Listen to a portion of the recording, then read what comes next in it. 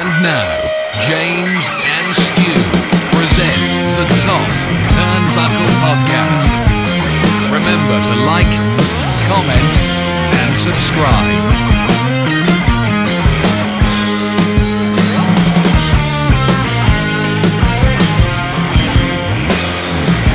Hello everyone and welcome to another episode of Top Turnbuckle Podcast with myself, Stu.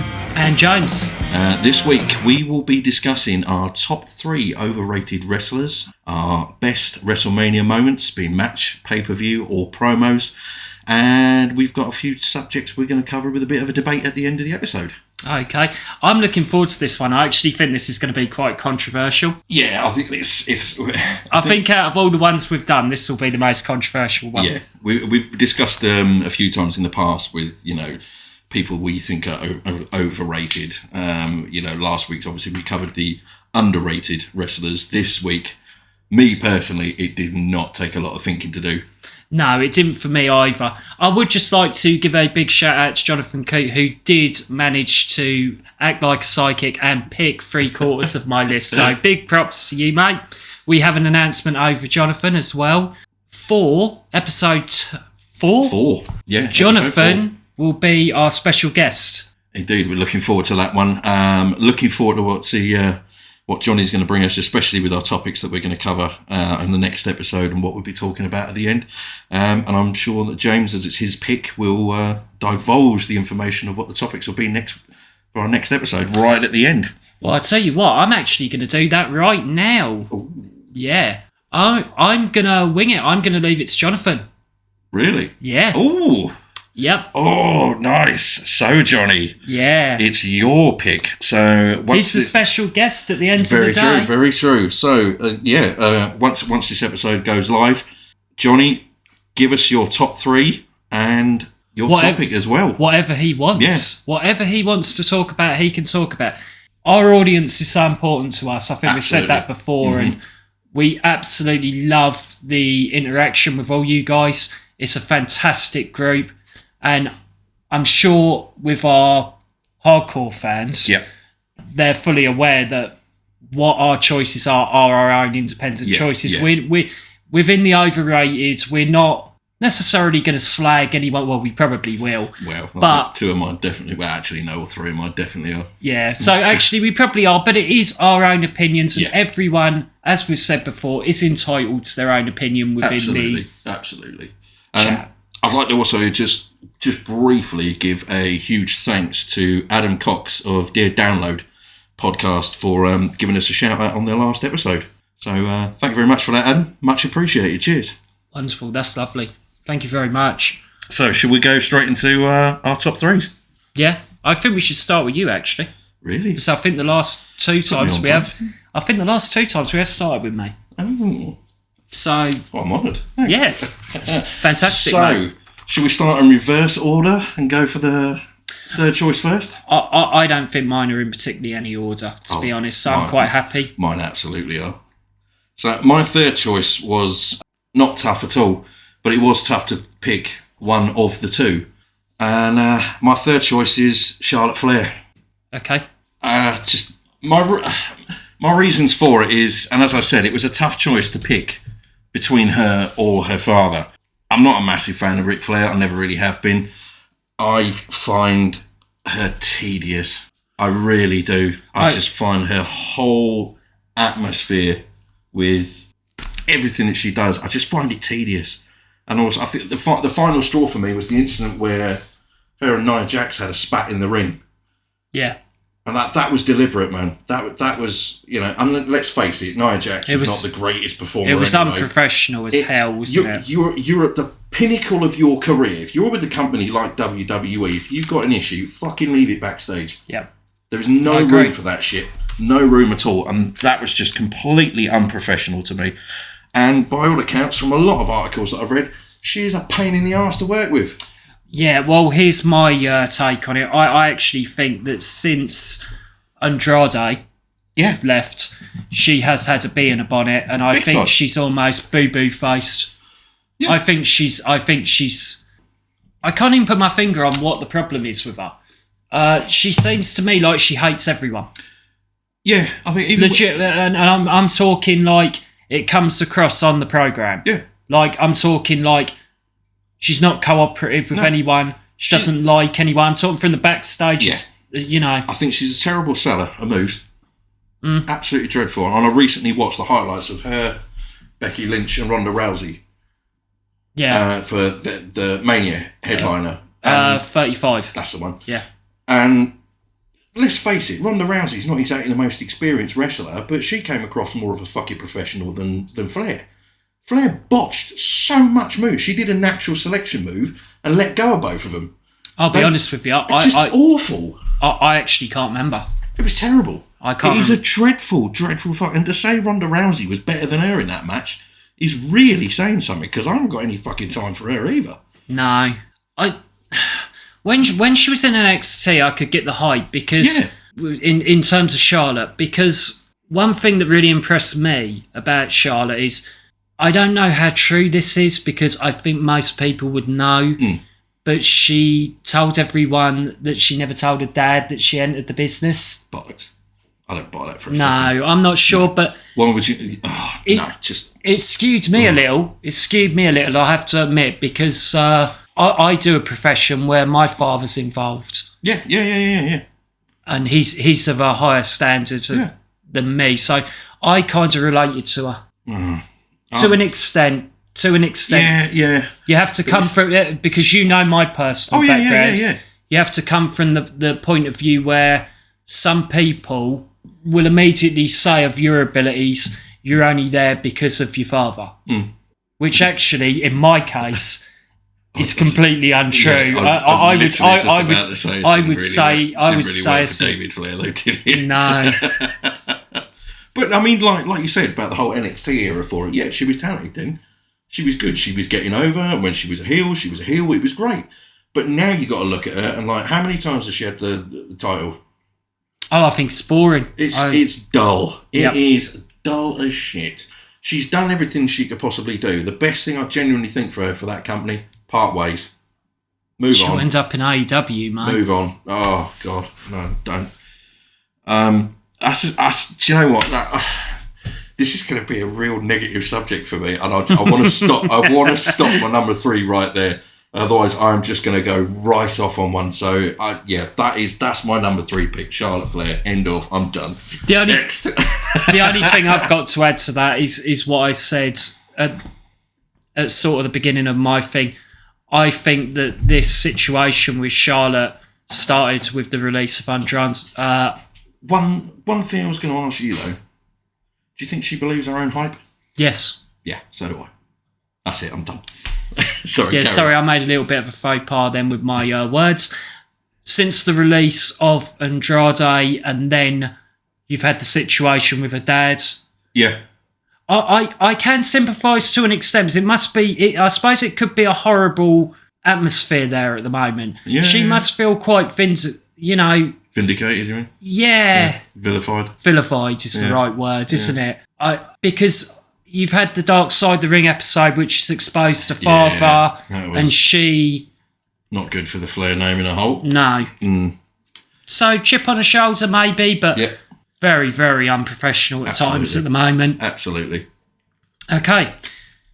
So I'll move on to my first one. I don't think this is going to shock anybody. My first one's Goldberg.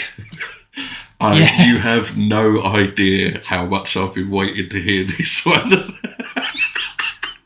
Let's go. Where'd you start? Yeah, I mean, I'm trying to do this seriously without laughing, to be honest, because he's... Should we try and do this one without bringing up Goldberg versus the ring post? Yeah, but there are so many that I can do. Mania 36, coming soon. Oh, God. I've already failed at the first hurdle then. Yeah. Oh, sorry. So, there's actually a common theme with a lot of wrestlers, I find. Yeah. And that's when they're overrated. And that is that they're fast-tracked to success. Yeah. Oh, he's a perfect example of that. And my second one will be as well. What it seems like they certainly create a stink around the dressing room. Yeah. They certainly think they're better than everyone else. Yeah. And Goldberg was an American football player, as we know. Not a bad one either. I really don't know that much about him. Not a bad one. From the stuff I've, there's a few bits floating around on YouTube of him. Okay. Yeah, not bad. World class. Well, you can't really say world class. It's only really played in the States, isn't it? Yeah. Yeah. Well, I don't know. There's the Canadian Football League. I don't know. Is there? But yeah. So, you're fine. You're fucking fine, mate. I don't care. The problem is I'm actually struggling with Goldberg because there's so much I could talk about. I could do a whole fucking episode. Oh, yeah. And I think that most people out there will agree with me with this one. Absolutely. Again, he was fast-tracked. He was brought in and went on this ridiculous winning streak. Yeah. Do you remember the power plant that was at WCW? Yes. Yeah. They turned around and said they did a lot of work with him there. I'm sorry, I would have loved to have been a fly on the wall in that power plant and seen what was going on because he could only do 2 moves, which was a spear and a jackhammer. If he had tried anything, and those were dangerous, God only knows what the other moves were like because you have to remember, do you remember he brought in a kick? Was that like the super kick kind of? Yeah, ended Bret Hart's career. Yeah, I was going to say, that was the end of his career. Yeah. Ended Bret's career. Absolutely horrendous. The guy, and I base a lot of this just not on wrestling ability. I base it on how they're perceived. Yeah. And in the dressing room, he is perceived, let's be honest, like a piece of shit. As a dick. Yeah. As a joke. He was politicking all the time. Yep. He come to WWE and he was exposed immediately. When he come in 2003, there's such a level of standard to the wrestlers at WWE. When he was put in the main event, I remember when he come on there against The Rock. Yeah, and The Rock, you could tell The Rock didn't know what to do with it. What can you do with a guy who's that size has got as many moves as I could count on 3 fingers? Well, you can't do anything. Exactly. You can only have a 2-minute match. You could have a better wrestling match with a... you know what I was going to say then. You could have a better match with a fucking ring post. I prefer to watch ring post. I'm sorry. He's the thing. The thing that gets me as well is he's come back as a legend old, and he wasn't even good at his peak. No. So you've got someone. I actually fear for him every time I watch him. It was Elimination Chamber, wasn't it? The last pay-per-view. Yeah. Oh. That actually wasn't a bad performance by Bill, to be honest. He didn't hurt himself or injure anyone, so that was pretty good. He busted himself open within, 4 minutes? Yeah. What is it with him? What's the matter with him? He's like a he bleeds. 6'5", 240-pound guy that's got about the dexterity of a fucking rotten peach. Yeah, he bleeds all the time. Literally, he can't shave properly either. He's got a gust of wind or something, and that's it. He's done. God. Must have a 6-inch gash on his forehead. I mean, I've heard stories that people have said that he headbutts the door behind when he's doing that and all that sort of thing, and legitimately hurts himself. And it looks that way because when he comes out sometimes, and the reason why I said it looks like he doesn't know how to shave properly is when he's shaving his head, it's always cut. Yeah. And for TV production, that's not a good look. Why don't someone just wax him? That'd be easier. I'd probably rip his skin off, to be fair. But do you know what I mean? It's a small thing, but I can't help but look every time he comes through that door with them security guards at his head, and he's always got a shaving cut on there. Is that 2 things? And it is the only 2 things I want to add to that. Is and it is a tough watch because we've discussed it before in the past. Was it the Crown Jewel event? Him and Undertaker. Well, that's the basis of my ring post. That's fucking scary to watch. Scary from the Undertaker's perspective. Not so much it could have ended his career. It could have killed him. Well, I don't know if you've actually watched the Undertaker's documentary series, but that did him severe psychological damage. I'm not surprised. He thought that he was going to die. He thought that when he got him up in that suplex, he talks about it, and that did some severe psychological damage to the Undertaker. He was scared for his life. I'm not surprised. I mean, you could see you can look at every match of the Undertaker's career, and if he's won or lost, he has still got that dead-faced expression. At the end of that match, he looked fucking angry. It's embarrassing. It's almost like they should have redone the match. Yeah. The other one I wanted to bring up as well to do with Goldberg, and I absolutely despised, I was so angry after watching this match, was Goldberg and The Fiend. Yeah. I'm always fascinated with people who are supposed to be either hard men or really tough, having such little flaky egos. Yeah. For example, it's obvious that Goldberg only goes to the Middle East because he gets cheered there. Oh, yeah, he probably gets a shit ton of money. Yeah, but I truly believe that the reason he goes there is that the fans cheer him there. Yeah. When he comes back or is on the US television, he does not get a good reaction. No, the crowd either don't give a shit or they boo the hell out of him. Yep. Yeah. But I could make a lot of points within matches and everything else. To me, he's clumsy. He looks like a catastrophe waiting to fucking happen every time. I was literally about to say he looks like a disaster waiting to happen. But yeah, you put me to that one. Yeah, he is, absolutely. I don't get it. I never have. And anyone who puts him in the distinction of Stone Cold Steve Austin up there with someone like him or The Rock needs a slap with a wet flip-flop right across the face. You're reaching. He's Get out of this group right now. The door's that way. See you later. There's an argument that he should lose against every single person he comes up against. Absolutely. Yeah. Couldn't agree with that any better. Okay, I'm done with that. I'm going to let everyone talk about that in the chat. I could make everyone in hysterics with some of the stuff I've got to say about him, but I'm not going to. I'm sure we can do. We'll do that. One day. What I'm basically saying is I could do a whole podcast on how shit this guy is. Absolutely. Yeah. Right then, my number 2 pick. Again, another modern day one. And I'm genuinely not, I wouldn't say upset to put her in this list because I do rate her. You know, in her NXT days, brilliant. In her main roster, her original call-up, absolutely brilliant. And unfortunately, it's Becky Lynch. Everything of the last, I don't know, 4-5 years since the Man character. Like, I genuinely liked it to start with. You know, proclaiming herself to be the Man. Yeah, brilliant. Absolutely brilliant. And she was an absolutely ideal character to have in the women's division. Fucking outstanding. And she properly pioneered her division. Fantastic. But it's the arrogance of her character as of late. And I know it's just a character. But it's turned... I've never, ever had a turn of opinion about a wrestler before so quick. The whole arrogance, you know, the Becky 2 belts thing, that was brilliant. That was fantastic. I thought it was absolutely brilliant. But it was when she started to get quite arrogant about it, it became boring so quick. And her whole, and I know we've discussed it before, but the burial of Bianca Belair last year. I'm not sure if that's not a creative decision from WWE. I have difficulty with this one. Yeah, I knew it was going to be a tough one to put. I don't know where I stand on this. I'm going to be totally honest. I can see it from both sides. Yeah. Like I said, you know, I mean, I as a performer, I do rate her. I really do rate her.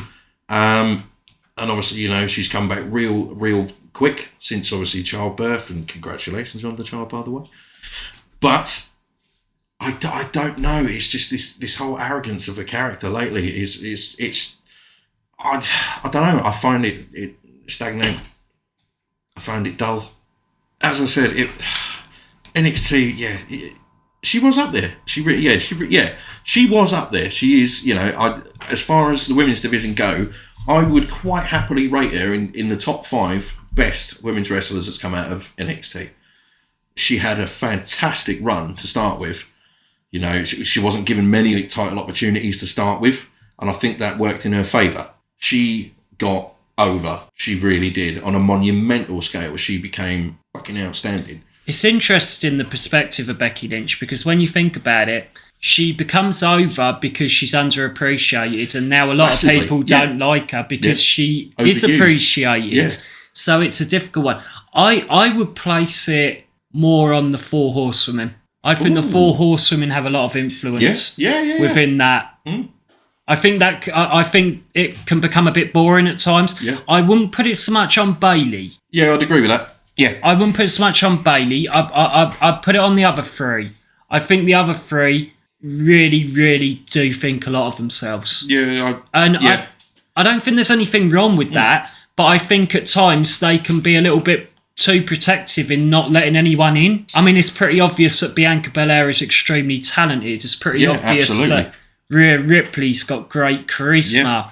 Liv Morgan's a fan favourite. Massively. And I think there's an element at the moment, and we failed to mention Alexa Bliss in there, by the way, who they have had issues with. Yeah.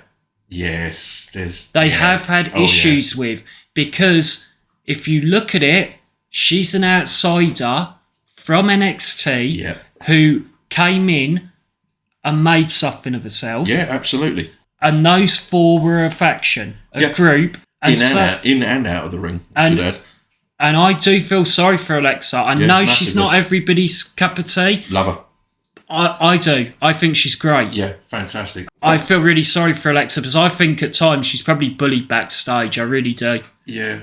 You got to look at the power and the politics that goes on backstage. You've got three individuals, and the three I'm talking about is Charlotte, Becky, and Sasha. Yep. Who holds a little bit of resentment. Who would you say is the worst? Sasha. Do you know what? I'm so glad you said that. That was my pick as well. Yeah. My opinion changed on Sasha when I watched her on Stone Cold Steve Austin's podcast, or his Broken Skull. Broken Skull. I didn't like her attitude. No, she came over arrogant. Yeah, like she had a massive chip on her shoulder. Yeah, too much. I've got no issue with someone having a chip on their shoulder if they use it in the right way. Yeah. For any of you that have not listened or watched that episode, go over and watch it. There's something very unlikable about her on that episode. Yeah, absolutely. Yeah, worth a check out, that one. That's my perspective on it. That might not be everyone else's. I wasn't expecting her to be the way she was. No, and I still am a fan of her, by the way. I'm hit and miss. It depends who she's been built up against. I just didn't like her personality. But I found it really hard to... I found it hard to engage with what she was talking about. Yeah. She was talking about being on the same level as Vince eventually, and let's not even go there on that one. Yeah, like I'm gonna reach the top of this and become a mega billionaire with my own company and all this. And I just found it really difficult. Not want to piss on your bonfire, love. No, absolutely not.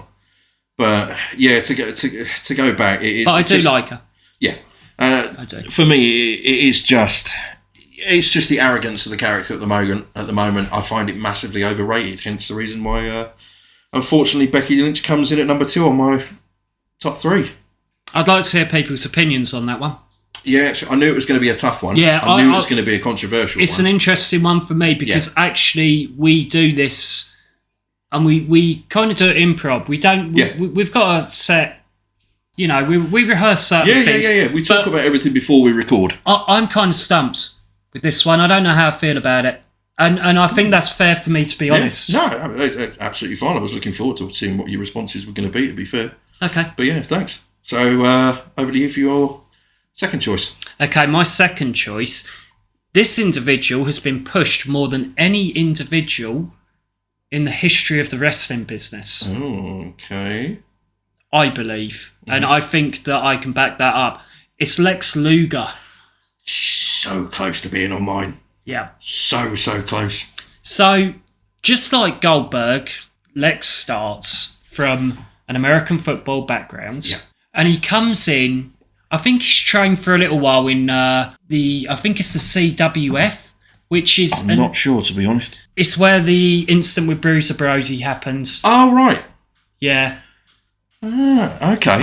And right. I think immediately Lex gave off the impression that he was better than everyone else and he wasn't a wrestling fan. Do you reckon this was kind of the insight into his narcissist persona, or was that just coming across way too naturally? I think that they chose, and I'll get onto that, I think they chose the narcissist persona because it was perfect for Lex, because it was Lex. There's stories about that which I'll get into, which are really funny. Yeah, go for it. But I'll do that later because I'm going to start with why I believe Lex Luger is so overrated. We can always talk about someone's ring work and, you know, a bigger person, especially within that time period. He starts in the late 80s. Yeah. Most people, you look at your Warriors, Hogan, and other people, even on the mid-cards, they are big, muscular guys, and it's not always brilliant ring work that makes you. Yeah. Oh, absolutely. It's how you engage with the crowds, just how you personify yourself. Yeah. You see that with someone like Hogan or Warrior. Yeah. Lex never had any of it. He never had any of it. He had no personality. And I'll tell you what. Yeah, I'll tell you how I'll phrase this. Yeah. When you watch other wrestlers who you would say are technically limited, like a Hogan, for example, they could feed off the crowd. Yeah. They knew what to do. Yeah. They could structure a match and they could get the crowd's involvement. Yeah. Lex always seemed like when he was a babyface, he was gesturing to the crowd that he was firing up. Yeah. But it was more like watching a small fish. It wasn't organic. Yeah, it wasn't organic. It was like he was telling them, "Yes, cheer." Yeah, please get behind me. Whereas everyone else, that organically happens. Like your comparison with Warrior, as soon as he grabbed hold of that top rope and started shaking, you knew shit was about to go down. Yeah, the persona of the Warrior was stronger than the wrestling. Yeah. The entrance was the most powerful part of the Ultimate Warrior. Yeah, that entrance, the sprint down at the ring. Yeah, job done. But then, look in contrast to Lex. What you got? You haven't got anything. Exactly. And that's where my issue lies with Lex. In terms of being pushed, Lex is immediately pushed into the Four Horsemen when he reaches WCW. Yeah, he was. I'd forgotten about that. They kick out Ole Anderson. Yep. And they place Lex in there, and he is a fish out of fucking water, mate. Big time. You are dealing with people who are, well, they just live and breathe wrestling. Yeah. And then you've got Lex stuck in there. And it doesn't work. They don't get on. No. Behind the scenes, it doesn't work on screen either. Then you get him paired with Sting in a face change. Yeah. And what happens is Flair actually leaves to go to WWF. Yeah. And I'm always amazed at this with Lex. They immediately turn to him to be the face, the star of the company. Which is ironic, bearing in mind he's with Sting. Yeah. So they use Sting. I think they're the dudes with attitudes. Do you remember that? Yeah. And fucking terrible. They use Sting. And Sting, by the way, is best friends with Lex Luger. Yeah, was at the time. So they use that. And he's supposed to have a match with Flair, but Flair leaves and he takes the belt with him to WWF. That's right. Yep. So he ends up having a really mediocre match with Barry Windham. And there's a lot of, like, Mr. Hughes is involved. Do you remember him? Yeah. And it's just crap. It was dull. And basically, basically he's made world champion. Right. But they haven't got the belts. They have to use another fucking belt. So a snake bit before it starts because the whole presentation is shite. Yeah. It doesn't work out. But then WWF see something in the guy and they bring him into the World's Bodybuilding Federation. Right. Do you remember that? No, I didn't know that. Right. Now, Lex immediately pisses everybody off within the dressing room. Yeah. Because the WBF are on guaranteed contracts. Yeah. Whereas everyone else had opportunities. Well, right. So, Lex is a wrestler. Yeah. And everyone knows he's kind of being primed for WWF. Yeah. And brought in with this narcissist character from WBF. Was it Survivor Series he was brought in or SummerSlam? It was the Royal Rumble, but I'll get on to that. It was the Rumble, yes. So, sorry. Anyway, so he comes in on a guaranteed contract. Okay. So straight off? Yeah. Wow. Everyone else is on an opportunity. So straight away you've got a target painted on your back already. Yeah, he's immediately different to everybody else. Right. And you imagine how that would piss you off at the workplace. Yeah, absolutely. You got at the time like Bret Hart as a champion on an opportunity and a pay is, I don't know how they do it, but you know what I mean. It's like the amount that you make through the gates is what you get paid. Yeah. Lex doesn't have to worry about that. Lex is on a set contract and a big one. Yeah. Wow. So the WBF goes under. Yeah. And as you were speaking, then they put him with Bobby Heenan. Yeah. So I remember that. They unveil him with all the mirrors and everything, you know. Yeah, look at that body. They unveil him as the narcissist, and it comes across as camp it's and cringy. gay. It's so cringy. It's not a homophobic thing, guys, but it's obvious that Vince is telling Bobby what to say here, because it's like Bobby's going, look at the traps, look at the abdominals. Yeah. You love yourself, and everyone loves you, and you have every right to. It was borderline like hearing a pimp. Yeah, it was. It wasn't even embarrassing. It was like insulting the fans. Yeah. It was cringy. It was really cringy, and like you say, it's completely out of character for Bobby Heenan. Watch it back now, guys. It's on YouTube. Well, and the network. It's the Royal Rumble 1993, and it's the unveiling of the narcissist. It's really weird. So moving on from that, when he debuts as the narcissist, he's put with Mr. Perfect. Because if you remember, I can remember Bobby that. Heenan and Mr. Perfect having a feud. Yeah. And the idea is to bring Lex in to deal with him. Because Flair's going back to WCW. Yeah, that's right. So it's quite funny how they interchange. Because WCW... it's almost like one of them knew that he was a prick. Yeah. Like WCW, Flair was supposed to give the title to Luger. Yeah. And then Flair goes and Luger takes over from him in the other company. It's just a bit... It's very suspicious timing, shall we say. But Lex goes on to a feud with Mr. Perfect. And there are stories out there which I find fucking hilarious, guys, that Lex was a narcissist and did care about how he looked. That would surprise me. To a high level, and was always in the mirror. And what Kurt Hennig, Mr. Perfect, used to do, because he was the ultimate troll. Oh, gotcha. Is he used to take one of his tassels off every match to make him look uneven. Nice one.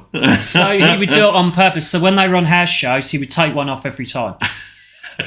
So Lex had to then stitch one back on and make it look symmetrical and all that shit. Which is, it's not even ironic. I think it was well documented how much of a practical joker Kurt Hennig was. Yeah, but that's genius. Yeah, it's something that subtle just to wind someone up is absolutely fantastic. It's hilarious. I think, and I do give a big shout out to this podcast. I think it's on Something to Wrestle With on the Lex Express episode, which is episode 3 of Bruce Pritchard, Something to Wrestle With, and he really dislikes Lex. That whole Lex Express era was... Yeah, well, that's what we're going to come on to next. So go for it. So they lose Hogan because they only have Hogan for a short time. Yeah. King of the Ring. Mm-hmm. Do you remember against Yokozuna, the flaming camera? Oh, yeah. And he's gone because he decides, Hogan, now that he's going to be a movie star. Yeah. That went well. Yeah. Suburban Commando. I actually quite like that. I fucking hate it. Yeah, I actually quite fucking like it. Terrible. I think it's funny. Oh. In a shit way. Oh, you know? Mate, I love a good shit film, but that's just on another level. It's fucking crap. I hate it. Yeah, but it's good fucking crap. Oh, it's not. It's so fucking bad. It's fucking great. It's fucking great, mate. God, he comes down and you can see it's just Hulk Hogan in the fucking space suit. It's the bit I never understood about that whole costume that you had to wear. What the fuck was the point of the giant codpiece that you had to wear? Fuck knows. Like, that is just... Probably asked for that. Probably fucking asked for that himself. Oh, it's a kid's film. Nobody needs to be seeing that in a kid's film. But you wouldn't be surprised. I'm surprised it's not yellow. Or with a big red stripe down the middle. Anyway, do you know what? Just quick, because this is funny. Do you know what always got me when I was younger? Because Hulk always had a certain voice, didn't he? On like, whoa, tell yourself a brother and all that. When he's in fucking Suburban Commando, he's got like this monotone shit voice, which doesn't go with Hulk Hogan. It's like Terry Bollea. Technically, wasn't that the first appearance as well? Was this before The Undertaker became The Undertaker? Yes. I thought as much. So Mark Calloway was one of the mercenaries, I suppose you call them. Yeah. Yeah. Yeah, that's something to look out for. Yeah. Yeah, if you ever want to see the worst possible and lowest point of The Undertaker's career before he was The Undertaker, go and watch that film. It's fucking dreadful. Yeah, The Undertaker has a baby's voice at one point. Yes, because I remember the line at the end. Was it the end or towards a big fight or something like that? And Hogan turns around and goes, "Oh, that's why you guys never talk." Oh, we've segued terrible. Off. We'll go back on. Sorry, to Lex. yeah, go back to it. Lex. So anyway, Lex. Shit film. Out of nowhere. I don't know if anyone remembers this. Do you remember the Yokozuna Slam Challenge? Yeah, on the USS Indianapolis. No, not Indianapolis. Intrepid. Sorry, that's the one. Yeah. Lex is a mega heel. What the fuck? Yeah. Lex is a mega heel and no one likes him. No. Like none of the crowd. And suddenly no one can slam Yokozuna and someone's coming down on a helicopter. And out pops Lex in a USA shirt and picks him up. And jeans and cowboy boots. Yeah. Because he nearly went arse over tit. And he picks him up and he doesn't slam him properly either because everyone has Lex on that. Do you remember they go, it's a hip toss, hip toss. It was. Because it wasn't a good slam. No, it was fucking dreadful. But anyway, they then position him as the new Hogan.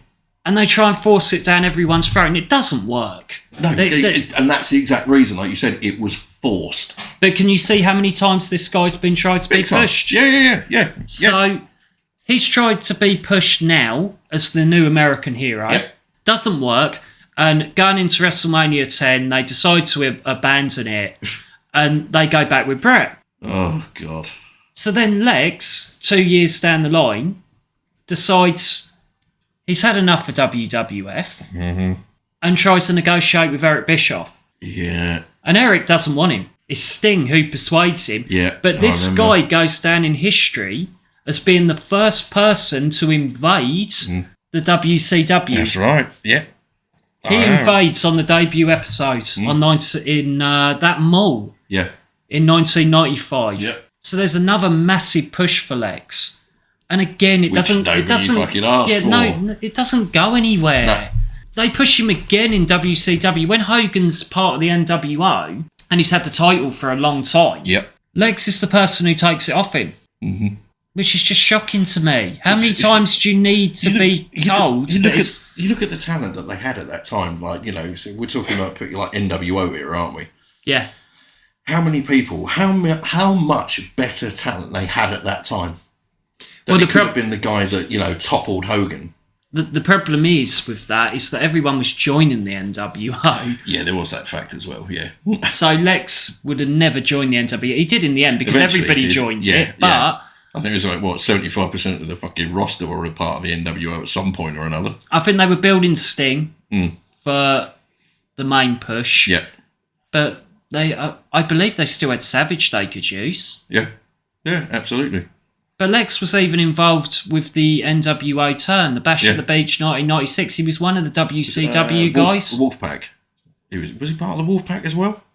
Yeah, that was later on. I'm not that great with that time because WCW was so shit to me at that time and so convoluted that I couldn't even keep up with what they were doing. Yeah. I know Kevin Nash was, I know Sting was, I think Luger was, in that Wolfpack, but I can't even remember that. All I can remember is the music. Yeah, I will be honest. I mean, don't get me wrong, I was still watching WCW at the time, but the more and more the NWO, I mean, don't get me wrong, to start with, it was brilliant. It was so different. But the longer it went on, the more boring it got, because every pay-per-view just became predictable. Every house show became predictable. Everything about the whole Wolfpack era and the NWO era, it just dulled the shit out of me. Yeah. Well, there's my argument for Lex. My main argument is not that he's a bad wrestler, because you can look at someone like a John Cena, who I'm not a massive fan of. No, neither am I, but you can appreciate what he's done. Yeah, you can look at certain people and you can see how they may have struggled with their craft in the ring. Yeah. But he's just really, really never amounted to anything. Yeah. I suppose. Yeah, he's just poor, and I'm not really shitting on him. There was just nothing ever there, and I blame the promoters as much as anything for that. Yeah, I suppose you could put it down 50-50. His own, the promoting of him, and the creative side of what they could do with his character, and his own narcissism. Yep.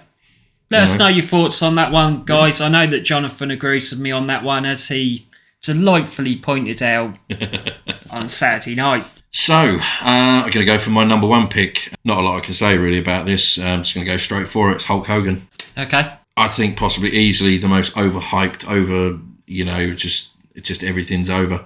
Far, far too over. He's quite renowned for not wanting to put over up-and-coming wrestlers and selling matches, not wanting to put the new guys over or anything like that. There's some of his contract clauses that he's had in the past with WWE, WWF, WCW. Creative control. Yeah, TNA and Impact. Sorry, not TNA, just Impact. I don't think you can get a better example of someone believing their own hype, and from a guy whose finishing move is a fucking leg drop.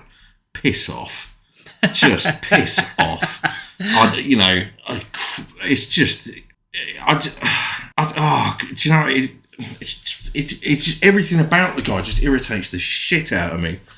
I've not once, even when I was a kid, in our younger days of watching WWF, the big hype of, people like, Hogan, Ultimate Warrior, Jake Roberts, Rowdy Piper, Rick Rude, Ricky Steamboat Dragon, people like that, you could get me. As far as I'm concerned, Hogan can just fuck off. Stop.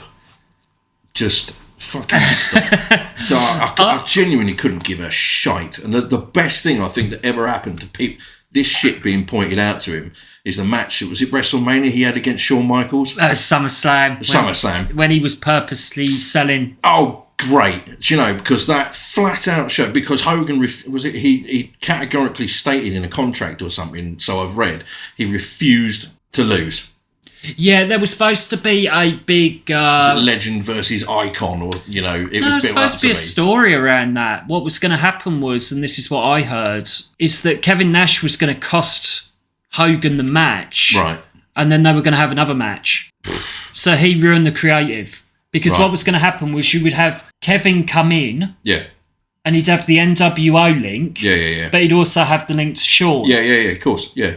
So he was supposed to be seen as split. Where does the loyalty lie? Yeah, and he was going to come down, he was going to finally side with Shawn, then they were going to have a rematch. Right. But Hogan wanted to just go pure over. Yeah, Hogan being Hogan, basically. So he ruins the potential for another big match and another big payday, Do we really. need it? Well, not really, but when you look at it, I suppose from the perspective of Shawn and everyone else, it was a program and they had the creative idea for it, and he stumped it out for his own... arrogance.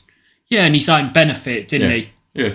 Which is it's the same shit that he pulled in Impact. No, he destroyed TNA, in my opinion, when he came in. Absolutely. Him and Bischoff. Just ruined it for his own ego, his own power trip, or whatever, however you want to sum it up. His own arrogance. He started having his daughter on it, didn't he? Did you watch any of that? I kept up with it. I couldn't bear it. It's the only thing I genuinely enjoyed out of that was Bully Ray. Yeah, Bully Ray. It was when he was finally given an opportunity to, to branch out and be a singer. And he was good. Yeah, I don't know. Awful. And you can tell it was all about Hogan. Yeah, I'd switched off by then. I was pissed off that people like Daniels and Styles and Joe and everyone like that was being underused. Ken Anderson. Oh, sorry. That was later. I'm thinking of the Aces and Eights era for Bully Ray. Do you know what? I was long gone. I had enough. Let's leave that one for another topic. Yeah. But yeah, we can talk about Impact. That genuinely, mate. This is as far as I want to go with Hogan. He can fuck off. I'm done with him. I've never really been a massive fan.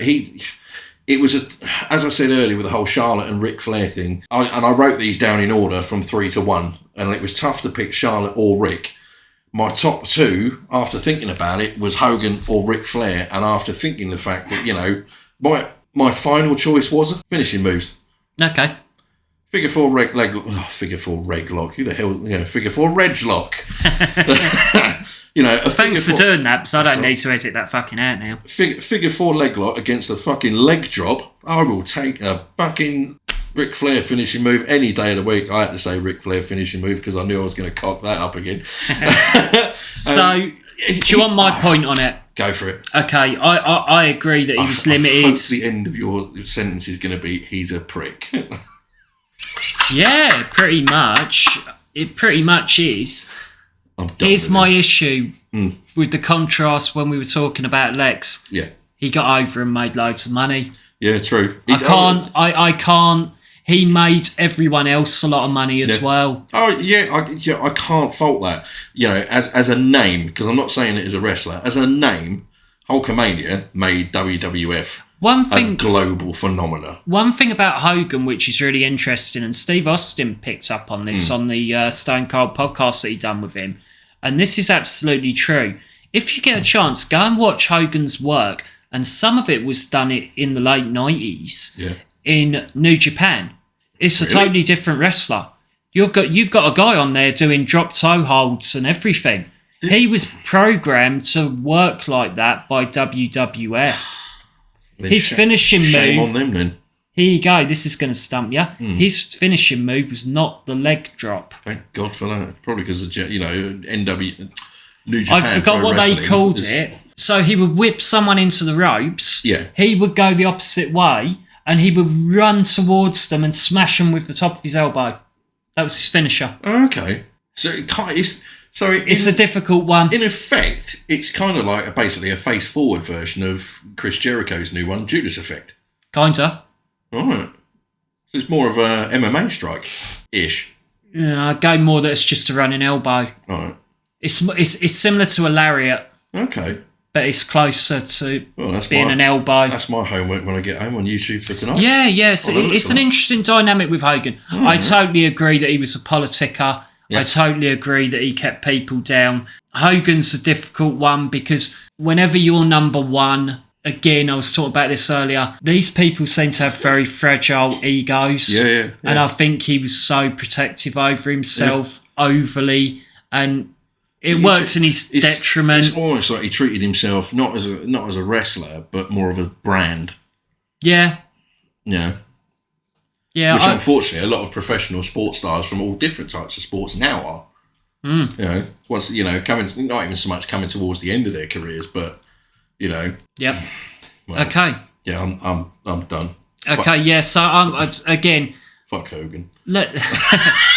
Sorry. Let us know your thoughts, guys. I know we're missing a lot of stuff out, but there is so much that we could go into with these individuals that I think that we'd overrun so badly. That's exactly why I cut my Hogan rant short, because I could sit here for an hour and just. Yeah, I could go into that one.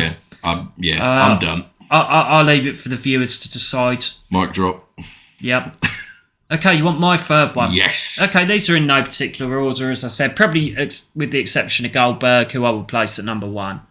This one, I think a lot of people, and I spoke to you about this guy, and I think it shocked you that he was on my list because he's a forgotten man, and for good reason. It's Alberto Del Rio. Yeah, we had a good chat about this before. Now, again, I'm not going to go too much into detail about this one, but all I'm going to do is I'm going to list out the accolades of this man. Mm-hmm. I'm going to ask you as viewers, does he deserve this amount? He is a 4-time world champion. He's a Royal Rumble winner. Mm-hmm. He's a Money in the Bank winner. Yep. And he's had multiple US title reigns. Yep. I don't get it. I'm sorry. I don't fucking get it. I never got it. I thought that he was boring. I thought he was one of the worst type of gimmicks where he was trying to be like a rich person. It's like the $1 Million Man type of gimmick, but it didn't work. But shit. Yeah, they tried desperately with it. Like they bring him down with cars, give him a ring announcer, and no one gave a fuck. As you know, I was talking to James before we started recording this episode, and when you told me that he was in your list, my first reaction after talking about him was, what was his finishing move? Yeah, and guys, we do know now. But just ponder that. This is a 4-time world champion. with those accolades behind him, tell us all what his finishing move is straight off the bat, and then look at someone else with those accolades, and I'm sure that you'll be able to mention 4 or 5 signature manoeuvres these guys have got. He's not a bad wrestler. No, he wasn't. He was as a performer, he was good, but he's not a star. No, and he was being shoved down everyone's throats. And I remember Edge's final match before he come back, and he had the Alberto Del Rio match. And I'm sorry, I just don't get it. I don't get why he was placed in the position he was. Like I said, as we were discussing beforehand. Can I just ask, did you think he had a good promo? No. Well, funnily enough, which brings me to the bit that we were talking about beforehand that I mentioned with him and CM Punk. You know, the promo that those two were doing in the ring, Punk cut Del Rio off midway through his sentence, and it sums him up perfectly. But for Punk to turn around and go, I swear to God, if you tell me one more time that it's your destiny, but Jesus, I'm going to start drinking. That is how boring he was. And Punk summed it up perfectly in those few words. I just thought using the word crap or shit is quite harsh. Yeah. I just thought he was bland. He's beige. Yeah, I just thought he was bland, and I never got why he was placed in the position he was. I think it's kind of ludicrous, to be honest. He was the wrestling equivalent of terracotta. Yeah, and also he has got one massive chip on his shoulder. Oh, massively. He has called out Triple H's big nose and all this sort of crap. The second time that he was let go. Yes, I think I've said enough about Del Rio. I do think he's an extremely underwhelming individual. Yeah. I'm sorry if anyone disagrees with that. That's just my opinion. I don't think he ever got over either. No. So, I'd like to hear everyone's comments on that one. Yeah. I think that one goes under the radar. Yeah. I think people don't remember how decorated WWE made Del Rio. Yeah, winning the Royal Rumble is a massive honour. Genuinely, I'd completely forgotten he'd done that until you. Everyone does. Just, you know. And it was the biggest Royal Rumble. That's why it was the 40-man one. Oh God, yeah, it was. Yeah, it was the special first ever 40-man, and their winner is Del Rio. Look down the list, guys, of everyone who's won the Rumble, and apart from maybe Duggan and Big John Studd, does he stand up to everyone else? No, absolutely not. But as we said, we'd love to hear your feedback on this one. As all of the ones that were nominated for our top threes. Yeah. And, I hope everyone's enjoying the matches, by the way, that I've been putting in the chat. Oh, they're great. Loved them. Absolutely loved them. If anyone has any recommendations, anything that they want to say, anything that they want to hear us talk about, honestly, please feel free. Any future topics, any future top threes, or anything that you want to bring up in discussions, please get in touch. Either write it on any of our social media pages or just private message either myself or James. Let us know. We'd love to hear what your thoughts are and what your ideas for a topic would be. Really would. As I've said in the chat, the success of us is your success too. It's because of you guys. Yeah. You know, this is we started this for a bit of fun, and you guys are the reason why we keep doing it. So, thank you. Absolutely love the page. Right then. So our next topic is the WrestleMania. Okay. Our best promos, events, pay-per-views, matches, anything to do with WrestleMania. I am genuinely looking forward to this. Okay. Well, this is actually quite interesting because, considering it's the biggest show of the year, this is actually quite difficult. This isn't as easy as everyone might think. If you sit down and actually try and do this, it's quite hard. Oh yeah. It's the showcase of the year. Yeah. It's the biggest event that WWE, WWF as well do. It is their pinnacle shining moment. This is the All Eyes on Us pay-per-view of the year. Nothing is on a grander scale than WrestleMania. Okay, do you want me to go first with this one? Absolutely. Okay, so in terms of WrestleMania moments, my first one, and I think this will be on most people's list, is WrestleMania 17. It's just the best WrestleMania, in my opinion. Yep. It lives up to all the hype and probably more. It's a great card from top to bottom, and it's topped off with the two arguably biggest stars ever in the company facing off, both in their prime as faces, as the main event being The Rock and Stone Cold Steve Austin. Hell of a match. Yeah, and it is an amazing match. It is a hell of a match. The only down point to the main event is really that Austin turned heel, in my opinion. Yeah. Because it didn't work. I can understand it, but it didn't work. Like you say, from a company point of view, yeah, all right, fair enough. But to the fans, did it work? Not really. It wasn't the company's idea. Did not? No, it was Austin's idea. Oh. Company were against it. Shame on you. He was getting into his head a bit. He thought he was down. Right. And he wanted to change back to a heel. He preferred being a heel, and he felt that he could do a better job as a heel. Which is mad, because even as a heel, the people still loved him. Yeah, and that's why, if you remember my argument back in episode 1, that's why he's the greatest of all time, in my opinion. Yeah. I'm talking about Stone Cold Steve Austin there. Yeah. Because that character, you could never turn heel. No. You could try. He was too over. You could try, but no one would accept it. What they'd end up having to do is do silly comedy skits. What?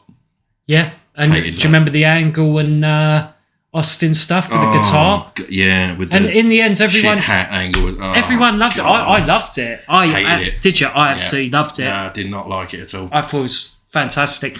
But what I'm trying to say is, because that's the time of the Booker T supermarket as well, which is amazing. Oh, that was hilarious. You know, he turns into a comedy character. Yeah. He's just loved. He's just universally loved. I don't know anyone who doesn't like Stone Cold Steve Austin. And if they don't like him, I'd like to. Well, he's fucking right. I'd like to know why. Yeah. How can you not like him? Heel, face, doesn't matter. He was still great. Yeah. Sorry, not was. Is. Sorry. Is great. Well, he's on his way back, apparently. Well, we'll get to that at the end. So I've gone for WrestleMania 17. Guys, check out WrestleMania 17. It is one of the best. My moment from it is the match, the build-up with the Limp Bizkit promo. Yeah, and then you've got Jim Ross, who sits in between them and does just this. That promo is a proper... I will be honest, I am a big fan of Limp Bizkit. I think it was that era for their music. It is quite possibly one of the shittest albums they ever did as a group. But from a promo point of view, that song, My Way, is the best song you could have chosen to depict that event. Yeah, no, that main event more than anything else. I also think that the Jim Ross interview shouldn't be, forgotten. No. Because it's a fantastic interview. Yeah. It's a serious sit-down interview between two megastars who give their opinion. And listen to what they say, guys. They're all about winning that match. Yeah. Nothing personal in their minds. It's about winning that match. Yeah, great choice. Absolutely great choice. Yeah, I could go on about the rest of the card. I'm not going to. It's pretty... Anyone who knows the cards... I'll just read off a few. You start off with Jericho and Regal. You then move on a little bit later down the line to a really, really fun hardcore match between Raven, Kane and The Big Show, which goes all over the place. It's fun as hell. It was so much fun.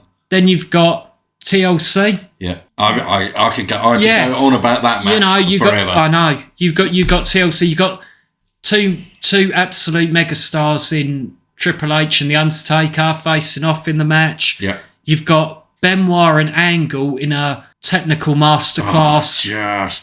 Phenomenal And match. if I've forgotten any match on that card and done it a disservice, I'm really sorry. But those are the matches that come to mind. It's fantastic. This is why I was so looking forward to this topic and hearing what you've got to say, because the passion that you've just, shown just with that event itself. Yeah, it's great. It is great. It is great.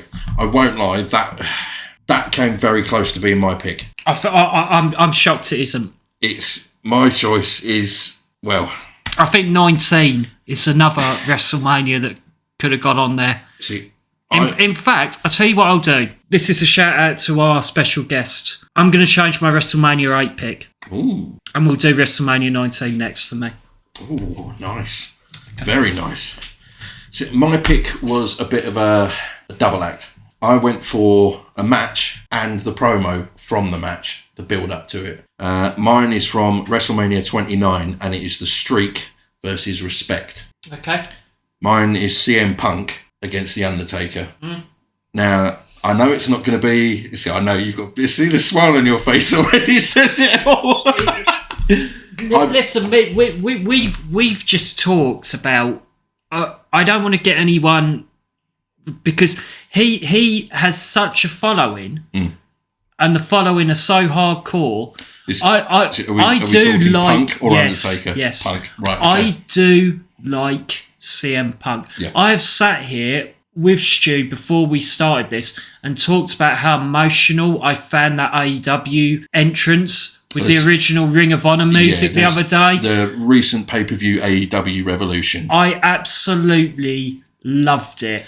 That brought the hairs on my arms up as soon as AFI started playing. But I am not completely sold that he is the mega star that he is. Yeah. Which, I mean, you know, you have your opinion about Punk. I love the guy's work. He can do no wrong for me. Yep. I think in terms of me, I think that sort of thing, what he did the other night, approaches that. Yeah, absolutely. Because that, to me, he sold me on his career. Yeah. Oh, yeah. He made me remember all those memories of Ring of Honor. Yeah. And then I look back on it and I look at what he's doing now and I begin to change my opinion. Which is... This is one of the reasons why I wanted to pick something like this. Yeah, I'll let you go on. I just wanted to make sure because that's absolutely fine. Obviously, I am smiling because I find it hard with Punk sometimes. The reason I chose this match, and Taker was at 20-0 at this point. So how many years later was it? The 21-1. I think he was 20 in this match. Yeah, because the whole build-up for this was going to be the 20-1, and then you think it, you know, as in terms of pay-per-views before the match, I think he was 20. Yeah. So you got to think from not in years of WrestleMania, but in performances from the Undertaker. We're not that far away from the streak ending. Well, we're a year away from it. Yeah. So, as I said, I picked the promo for this as well. At the time, you had Punk, who was a Heyman guy. I absolutely love that era of Punk. With Heyman, they were brilliant. Absolutely brilliant. Now, it was quite recent at the time that Paul Bearer had died. Now, I know this was obviously going to be a tough thing for the creative purposes to want to bring in the death of Paul Bearer into this story, because you're talking borderline personal here for Undertaker. Now, obviously, I know they were both involved. I've seen interviews in a few documents, that has backed this up. It was their decision. As a collective, it was them three that went with this storyline, which is fucking brave. I'll just interject. I didn't like it. So, so I was. I didn't like it. I felt really uncomfortable. Yeah, as I was to start with, and this is exactly why I've picked it. I think it was brave, but it was also like, oh shit, should we really be doing this? But let's face it, if the Undertaker's not happy with it, do you think he would have done it? No. Exactly. No, but I look at it from the point of view of Paul Bearer's family as well. Yeah, and I'd bet money that the Undertaker had been in touch with them. Yeah, there must have been at some point where he's obviously spoken to someone and gone, look, this is what we're going to go with. If you're not happy with it, fuck it, I won't do it. I just think personally for me, similar to some of the other stuff they've done, like Katie Vick, I wouldn't put it on the same level. Yeah. But it didn't entertain me. It made me feel uncomfortable. I was the same. I was uncomfortable, but I wanted to see where they were going to go with it. And this build-up wasn't a short term, so a couple of weeks or a month before Mania. This was a good couple of months this went on for. Yeah. As I say, I think it's everyone's personal preference. Oh, yeah. I just, it kind of took me out of it. I found it really uncomfortable. I think we're dealing with entertainment here. Yeah. And we do, and there's a fine line between entertainment and someone's, because it was aimed at like he's dead type of thing. Yeah. It was a little bit. I was incredibly uncomfortable with the whole Heyman coming out dressed as Paul Bearer. I will admit, I thought, oh shit, that's too much. I thought it was trying to be too edgy. Yeah. However, it did lead, I think, to some of the best promos I have seen The Undertaker do in a long time, because it became sort of a merge of characters. You had him full decked out in The Undertaker gear, but it's almost like you had the attitude of the dead man. the American Badass. It's like, you know, the Undertaker, the Dead Man, and the American Badass all became one. Yeah. Again, I'm not. This is a good match. I'm not gonna slight this at all. Oh yeah. Oh, believe me, I'm gonna get to the match as well. What I am gonna say is, it's not that I disagree with it. I think AJ Styles managed to do that, not CM Punk. Yeah. Yeah. I'll go with that. Yeah. Look back at the Boneyard match. Oh yeah, it's just shame there was no crowd interaction with that one. I think that's the only thing that was letting it down. But obviously, you know, we were mid-COVID still at the time, at its highest. I think it's perfect. I think Undertaker was in decline. I think that if he was in the ring, we wouldn't have got the dream match that we would have. Yeah. I think the production of a film was the perfect way for the Undertaker to go out, because they could edit it down. Yeah. And they could and certain parts of it, I mean, apparently that took something like, I think it was 12 hours to film. So you imagine how much they took. Production, put into that. So yeah, okay. Valid point. Yeah. Because you got to remember, think back to the Undertaker and Roman Reigns when he could hardly walk. Oh, I'm not even going into that. Because he could hardly walk, and it's painful. You know, he give us enough life in the ring, and he was broken down. Yeah. So the perfect way to do it was like a film. It was literally like the last ride of a legend. Yeah, and this is one of the reasons again why I wanted to go for this. Yeah. He was old at this point. Taker is no spring chicken anymore by this point. As far as the match goes, this is some of the best counter moves I've seen The Undertaker do in a long time. Yeah. I mean, you know, quick thinking moves, like, you know, as at one point where CM Punk nails him with GTS, and as he's falling backwards, bounces straight off the ropes and just grabs him straight into a tombstone. You know, I know Punk's not the biggest guy in the world, but I mean, this match went on for, because I had to check it, there is so much activity and so much manoeuvres that go on this match, and it's only 22 minutes and 7 seconds long. I like the match. I don't know if I'd call it a legendary match. I will agree. It is not. I wouldn't class it as a legendary match. It's just, for me, it was one of the most entertaining matches I have watched in the last 10 I'll go along with it. It was a good match. Yeah. As I say, I have to be very careful that I don't come across negative on Punk. I don't mean that at all. I don't mean that one little bit. I do like. I actually really like Punk. Yeah. But I don't see him as the number one star. I still don't. One of the other reasons why I love this match. Yeah. Living Colour played Cult of Personality live. Yeah. I think Sold. I think that's what put it over as big time. Yeah. That he got that entrance. So he's going into that match essentially as the heel. Yeah. It's certainly and the crowd better. was still going apeshit when he came in. He was still being cheered when he came in. It's certainly better than The Rock and Cena. Yeah, I'm not going into that. No. I thought that's one of the weakest fucking main events of years. Yeah. Hated it. Yeah. Didn't like it at all. I think Triple H and Brock was on that as well. It was that. So Punk and The Undertaker were third from main event, then Triple H and Lesnar, and then it was Rock and Cena main event. Yeah. As a whole, because I can't remember off the top of my head what the rest of the card was like, but that year for WrestleMania was pretty dull. Yes, it was. Its sole focus for WrestleMania 29 was those three events at the end. Yeah, there isn't much more on there. No. You happy with that one? Yeah, I am. Yeah, it's the one thing that I don't want to do for the viewers is I don't want to go into too much the nuances of the match in case I haven't seen it.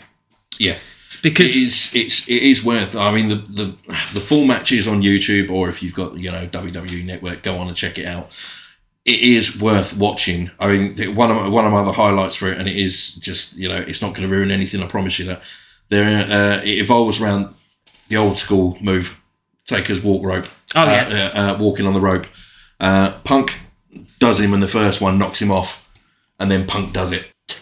Just as this guy knows how to be a heel. Let's face it. Yeah, he does. To take one of his own legendary moves, because let's face it, Punk is not going to do a tombstone on him. No. We got to talk about the physics of things. It ain't going to happen. But to do the old school is like a massive insult to injury. I love the match. I love the promos. I know it's a little bit too close to the borderline sometimes. For me. Yeah. For other people, that might be fine. Yeah. But from a creative purpose, I love the 2 months worth of build-up. It's nice to see that. Yeah. It's memorable for me. Yeah, it is a great match. It is a great match. If you haven't seen it, go and check it out. It is where it's from the Undertaker's career. I think, looking at the last 2 Mania matches he was part of, and unfortunately it went the way that it did with the 2 losses to Lesnar and Reigns. This, I think, I'd have loved to have seen him end it on this. As I said, the match was kind of mocked as the streak versus respect. Yeah, perfect. Should have ended it there, but I also do agree with what Punk has said off air and off card in certain few interviews, and this was kind of the catalyst for him kicking off. That caliber of match compared to the other 2 matches above him, that should have been the main event. Yeah, I've heard that. So here's the problem with Punk, and this is my issue with Punk, and this is going to piss some people off. Let's go for it. I listened to some of his stuff with Colt Cabana, and he was going on about a 50-year-old degraded man. That guy deserves some respect. I'm sorry. We're talking about the Undertaker. Yeah, I'm sorry. There were certain things that I heard in there, and he was going on about part-time of this, part-time. Fair enough. But at the end of the day, you can have your opinion. He carried it and he was loyal to it. Have some respect. Yeah. Because some of the stuff in that interview is really shit. Do you think more at the time it was just pure out of anger, frustration and hatred? Anger, frustration and resentment. I think a lot of his points are completely valid, but I think that you have to be very careful when you disparage someone who's had such a storied career, and you should pay... I'd bet money now he probably regrets saying that, because it's The Undertaker. Yeah, but that's my problem with Punk as a legend. Yeah. Some of the things that he said, a lot of them I agree with. Yeah. Certainly on the product. Yeah. But a lot of the personal stuff he said about people, I don't agree with. I think sometimes he's come across as a spoilt brat. And I really do believe that. That might piss a few people off. Yeah. But as I say, that doesn't mean I don't like Punk. I do. Yeah. I really, really do. You're a Punk guy? Yeah, I am. I really fucking am. But I see him as having a tarnished reputation similar to Shawn Michaels. Yeah. I see him being extremely controversial, but again, I'm sorry, I don't see him on the same level as Shawn Michaels in the ring. I don't. And I'm going to leave it on that note, because we could go into a whole new topic. I know. So, I've changed mine. So originally I had gone for WrestleMania 8. Yes. I'm going to change it. Okay. I'm going to go for WrestleMania 19. Okay. Which is very, very close, only 2 years apart from WrestleMania 17. Yeah. But for me, it's the second best WrestleMania. It's star-studded. Mm-hmm. Regardless of whether you have Hogan versus Vince McMahon, arguably 2 of the biggest stars of that company having a street fight. Which is pretty cool, to be honest. Yeah. Roddy Piper makes an appearance in the middle of it. You had me sold at Roddy Piper. Yeah, and it played back to the WrestleMania 1. Yeah, as I stated in our first episode, my favourite wrestlers of all time, Piper was in there. You had Shawn Michaels on his return in WrestleMania versus Jericho. It's a stunning match. That is outstanding. Student versus master. Teacher type of match. It's really, really good. Yeah. You have Austin and The Rock for the final time. Yeah. The third one, the end. Yeah. Maybe it's their second best WrestleMania match. I'm not a massive fan of WrestleMania 15 and their match. I'm glad you brought that up. I wasn't a fan of it at all. I wasn't a fan of the whole pay-per-view, to be fair. Yeah, it's not a good pay-per-view. No. It isn't 15. No, it seemed like a clutching at straws mania, if I'm honest. Considering that it was one of their biggest years, as far as build-ups and budget was spent on everything. Well, just the hype, because this is when they're at their peak of the Attitude Era.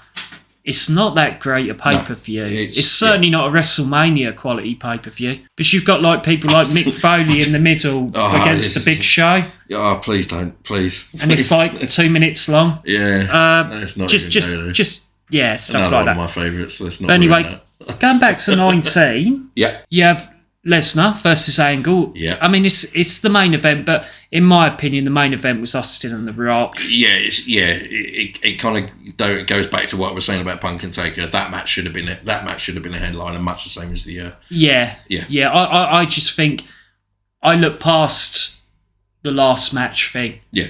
Because I actually think that the main event was The Rock and Austin. I think that was the match that everyone wanted to see. Absolutely. It's, like you say, it was the match that the fans wanted to see. And ironically, I remember it being the match that all the promos were the focus of. Yeah. So that's what I don't understand about that whole Mania promotion itself. All eyes seem to be focused on The Rock and Austin again. But here's the thing, and we talked about this before. Now, I don't know. I think that Brock has held the title maybe twice at this point. But he was very early on with having the title. Yeah. This is what I was talking about in the chat, if you remember. I don't know if anyone else remembers this about Adam Page. When you hold the title for the first time, normally, it's extremely difficult confidence-wise. You look at the stars around you and you're placed on last. Yeah. You're meant to be the main guy, and that can fuck with your head. Yeah. That can fuck with your head. It's happened to multiple people. It's happened to Shawn Michaels, Chris Jericho. Yeah. You know, and they'll all tell you the first reign's the hardest. Yeah, absolutely. Bret Hart especially. Yeah. It's usually in the second reign when someone feels fully comfortable to go. Yeah, with the belt. Because going back to what you were saying about the whole Adam Page thing. Yeah, I mean, obviously, I put the comment on, originally first, saying that, I think I personally felt like his run at the moment has, and I love Adam Page. Let me just make that clear. Yeah. I love him even before the AEW era. I absolutely love Adam Page. I do. Brilliant performer, great promos, very charismatic. To quote him, love that cowboy shit. Does he not strike you, though, as someone, because he does, for me personally, strike you as someone who suffers with confidence issues? Yeah, because at the moment, with his title reign at the moment, and this is why the comment I made was that AEW, I feel at the moment, need a heel champion. It feels like he's either not confident of his own capability or he feels like he's holding himself back. Now, I know he's better than that. Yeah. I think anyone that knows, I'll be very, very surprised if there's any listeners or followers of our podcast or our social media pages. If there is anyone out there that doesn't know the work of Adam Page, Jesus Christ, you've missed out on a lot of years of quality work. He's great. He is absolutely fucking phenomenal. Go on YouTube, check out his work, and then come and have a look. Since he's won the AEW Heavyweight Championship, have a look at his promos and his not so much his in-ring work. His in-ring work is still world class. Yeah, and there's patterns there with Shawn and Bret. Yeah. Carrying that belt. Yeah, is the belt absolutely too heavy? Yeah, at is the moment, pressure too much? Yes. Has he? And it's not the case of has he peaked too early? Absolutely it's not. It's also not the case of is he good enough? Because he is. He's world class. It's a confidence. He's absolutely world class. But is it just a case of first time nerves? Yes. Yeah, I absolutely agree. For me. Absolutely agree. You got to think he's ending the cards when behind him was CM Punk and MJF, Bryan Danielson and Jon Moxley. These are seasoned guys who have had the titles, who have established themselves. This guy's still trying. You've got also new additions like Keith Lee. Yep. I think he'll have the same issue. Yeah, I do. Yeah. I think he falls under the same bracket. And again, and Jesus, we really are going off on a tangent here. I much the same as Adam Page. Keith Lee in ring is phenomenal. For a guy his size to do what he does is just it's unheard of. I think I put in the chat and in Facebook, I think he's got unlimited potential. Yeah, same here. I've never seen someone that size move like that. No.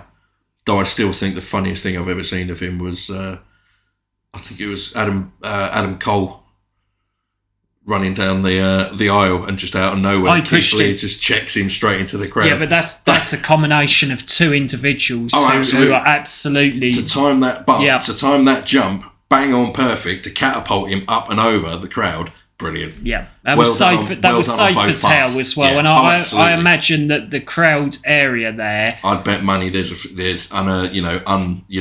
ununiformed officials in the crowd there as well. Yes. I seriously doubt that was the crowd over there. There's going to be about 5 or 6 guys in there going, heads up fellas, but you're about to get a first-hand experience at Adam Cole. What do you mean? Oh shit, he's coming this way.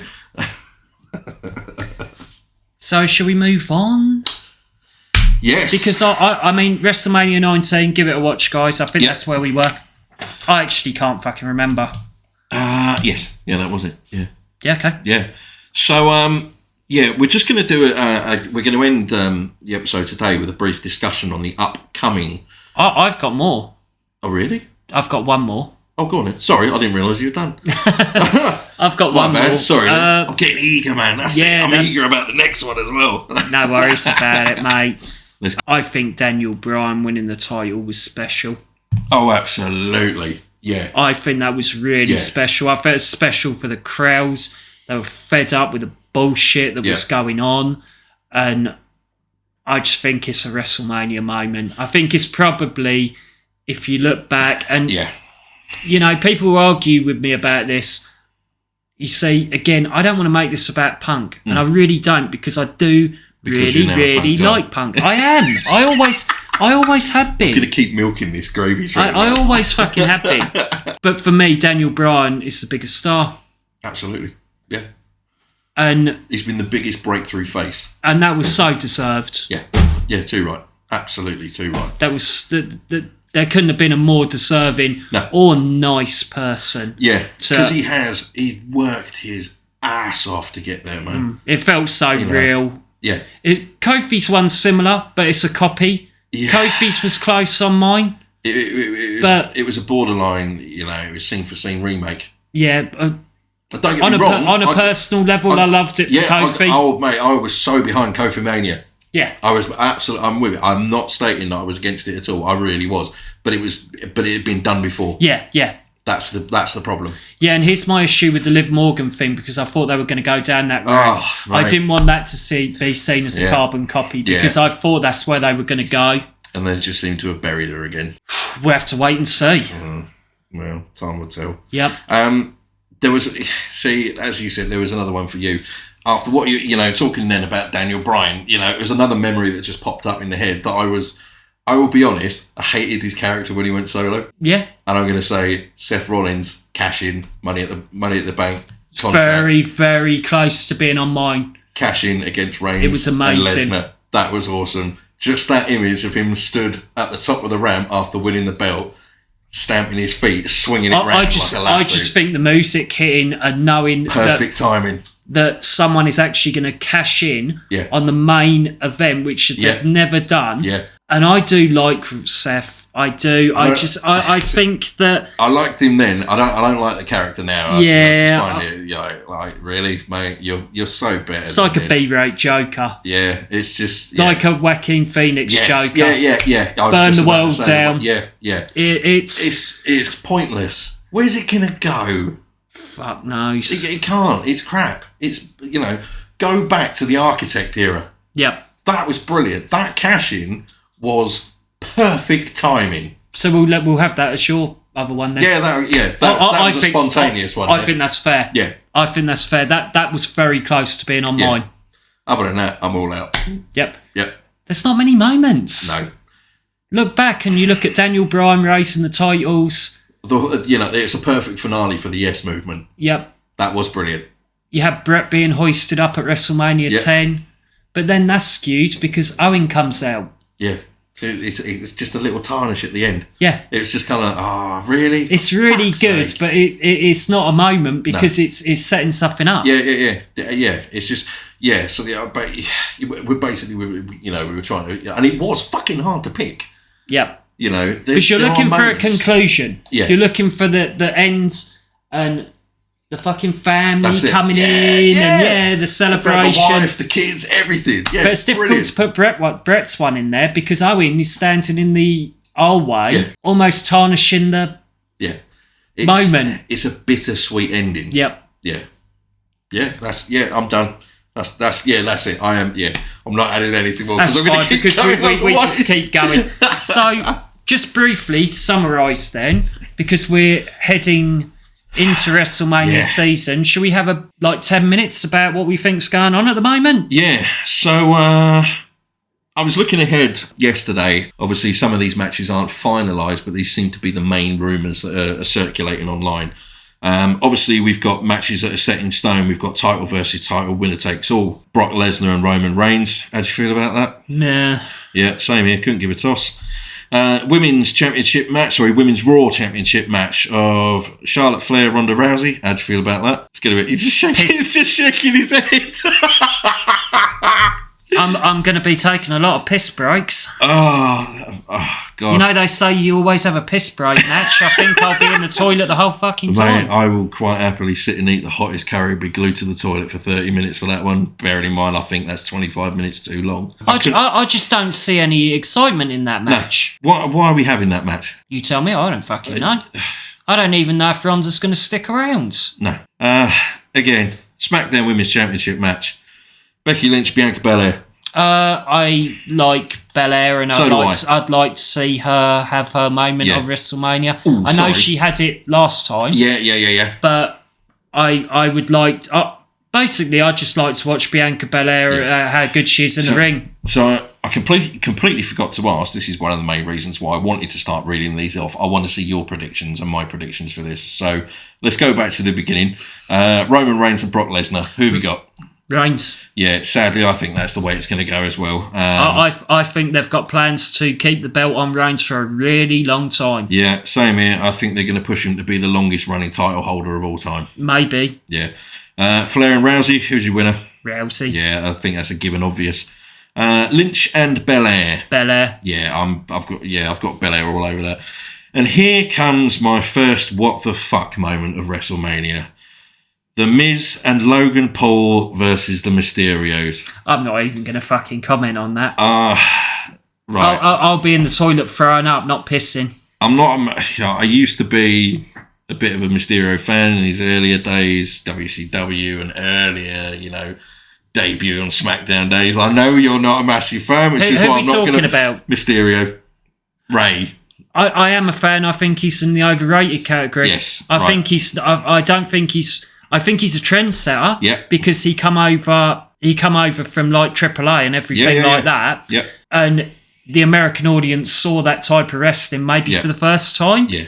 But if you go back and you watch something like, I mean, you only get a small snippet there, but the Royal Rumble in 1997, where they bring in all the AAA guys to the Rumble. Yeah. Lucha Libre is a style like that. It's very gymnastic based and acrobatic. And I honestly don't think that Ray is that much different from many of the others. I'll give you an example. WrestleMania 14, the lightweight heavyweight match, there was a guy called Aguilar who fought Taka Michinoku. Couldn't even tell you. Yep, and S.A. Rios as well. Oh yeah, I remember that originally came with Lita. But if you remember those guys, those guys were like that. Yeah.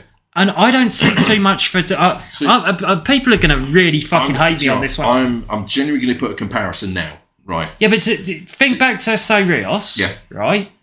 And the technical moves that he did. Yeah. Do you think he's any different from Ray? No, absolutely not. See, here's my comparison. Right, so we're going to put... So the top lucha star of WWE, which you got to say is him, because I think he's the only fucking one in it now. Does it anymore? I'm trying to think. Is there anyone else? Apart from his son? That Humberto fucking... what's his name? The one who goes around acts like he's a woman's man. He's now going with Angel Garcia. Yeah, that's it. Yeah. I suppose you could add him. I don't fucking know. Right, okay, so let's compare Dominic and Rey Mysterio, Humberto, and Garcia. Yeah. Right, now let's compare him to Pentagon Jr. Well, there's no comparison. Like the Lucha Brothers and everything. Wow. There's no comparison. No.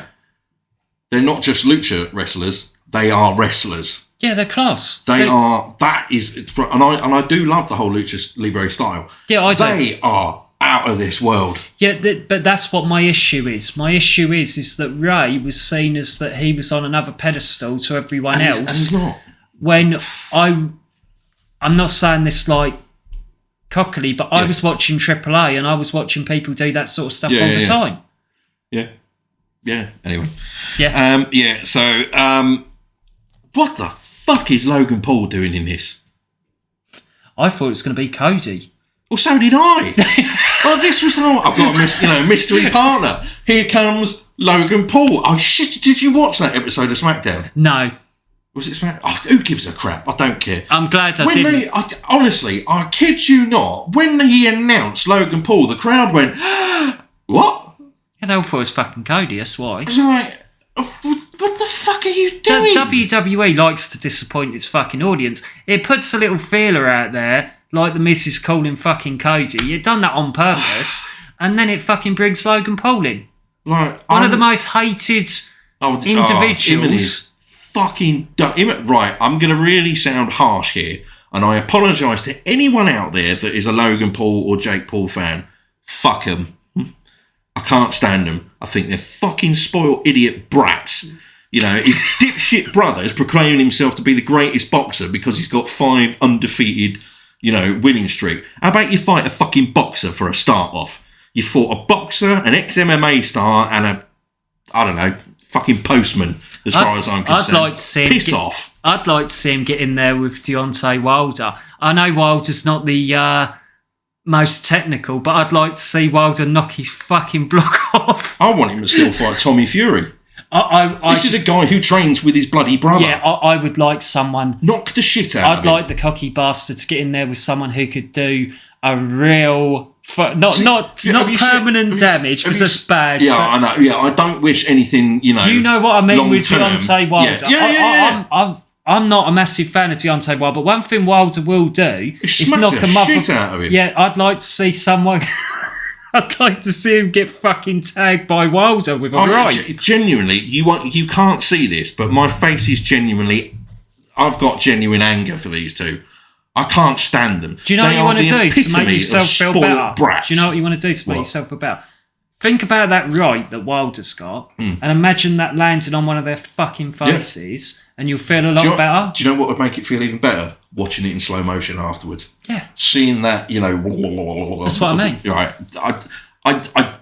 It annoys the shit out of me that there are millions of kids around the world that look up to these two pricks. But eventually, his mouth is going to get the better of him, and he is going to end up in there with someone like that. Have you seen the other one that he's trying to do in MMA at the moment? I don't know. I know he's trying to call out Canelo. I would like to see that as well. Oh, you're an idiot. We better get back on track. Anyway, I think everyone knows that.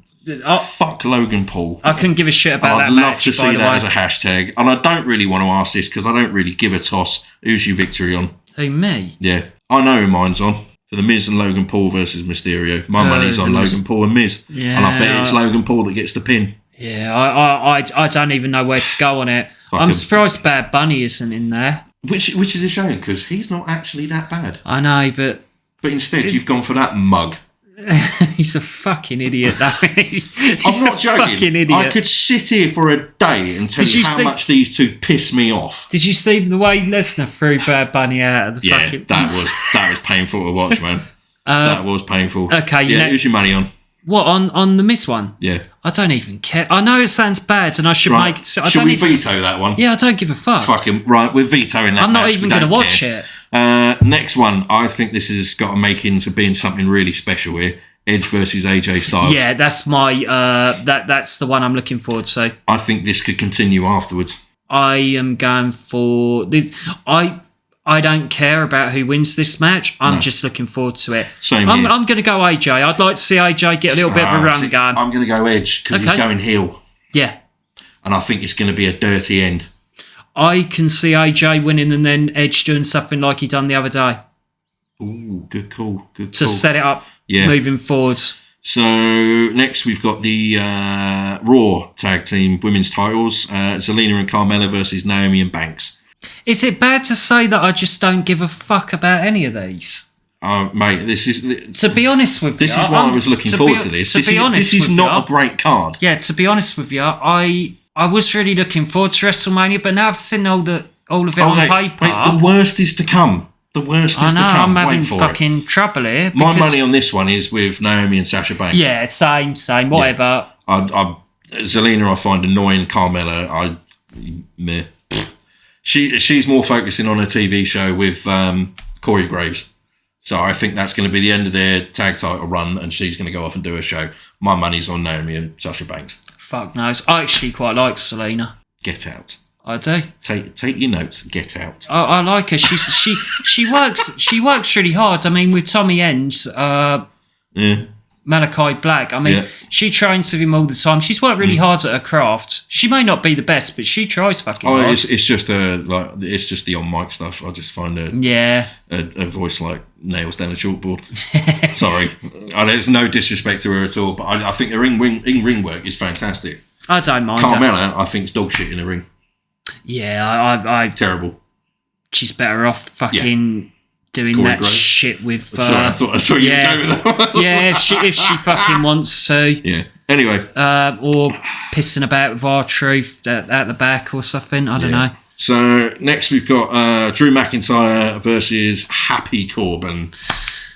This is a shame for me because I'm a massive fan of Drew, as I've said. I'll watch it. I'll watch it just to see Drew win. Drew's going to win. Yeah. So my money's on Drew McIntyre. I can't see how you can have Corbin winning and keep moving this on. No. Then you've got the next one. This is one I was looking forward for you hearing. Pat McAfee versus Austin Theory.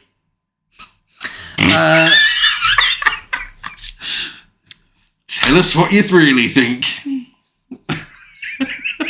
Do you know what? To be fair, Pat ain't that fucking bad as a celebrity. I don't give a shit. Neither do I. Really don't. Neither do I. The only thing I genuinely like about him is how he dances on the table when Shinsuke Nakamura's music starts. And Rick Boogs playing the guitar.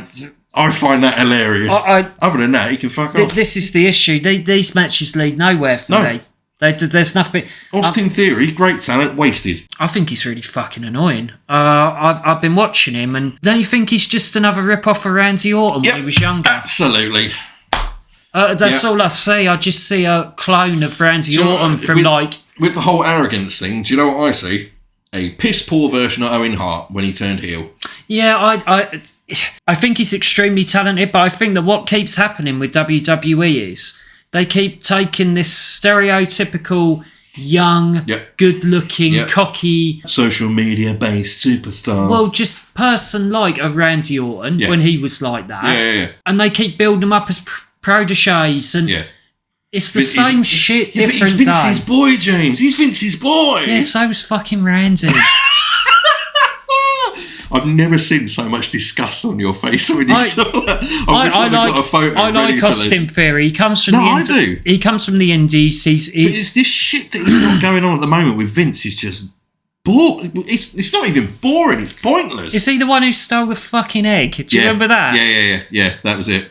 Okay. Highlight of his career so far. Yeah, other than that, and getting the shit kicked out of him by Brock Lesnar. Yeah, what the fuck? Anyway, I'm going to veto that one because I don't care. It sounds like I don't even like wrestling when I'm looking at this. But I love wrestling. Do you know what? Right, so here's the next one. Sami Zayn versus Johnny Knoxville from Jackass. I might just watch that because I do actually quite like Johnny Knoxville. I like Sami Zayn and I fucking love Jackass. Yeah, I think this will be. I think this will be quite fun. I genuinely think Johnny Knoxville is going to shock a few people.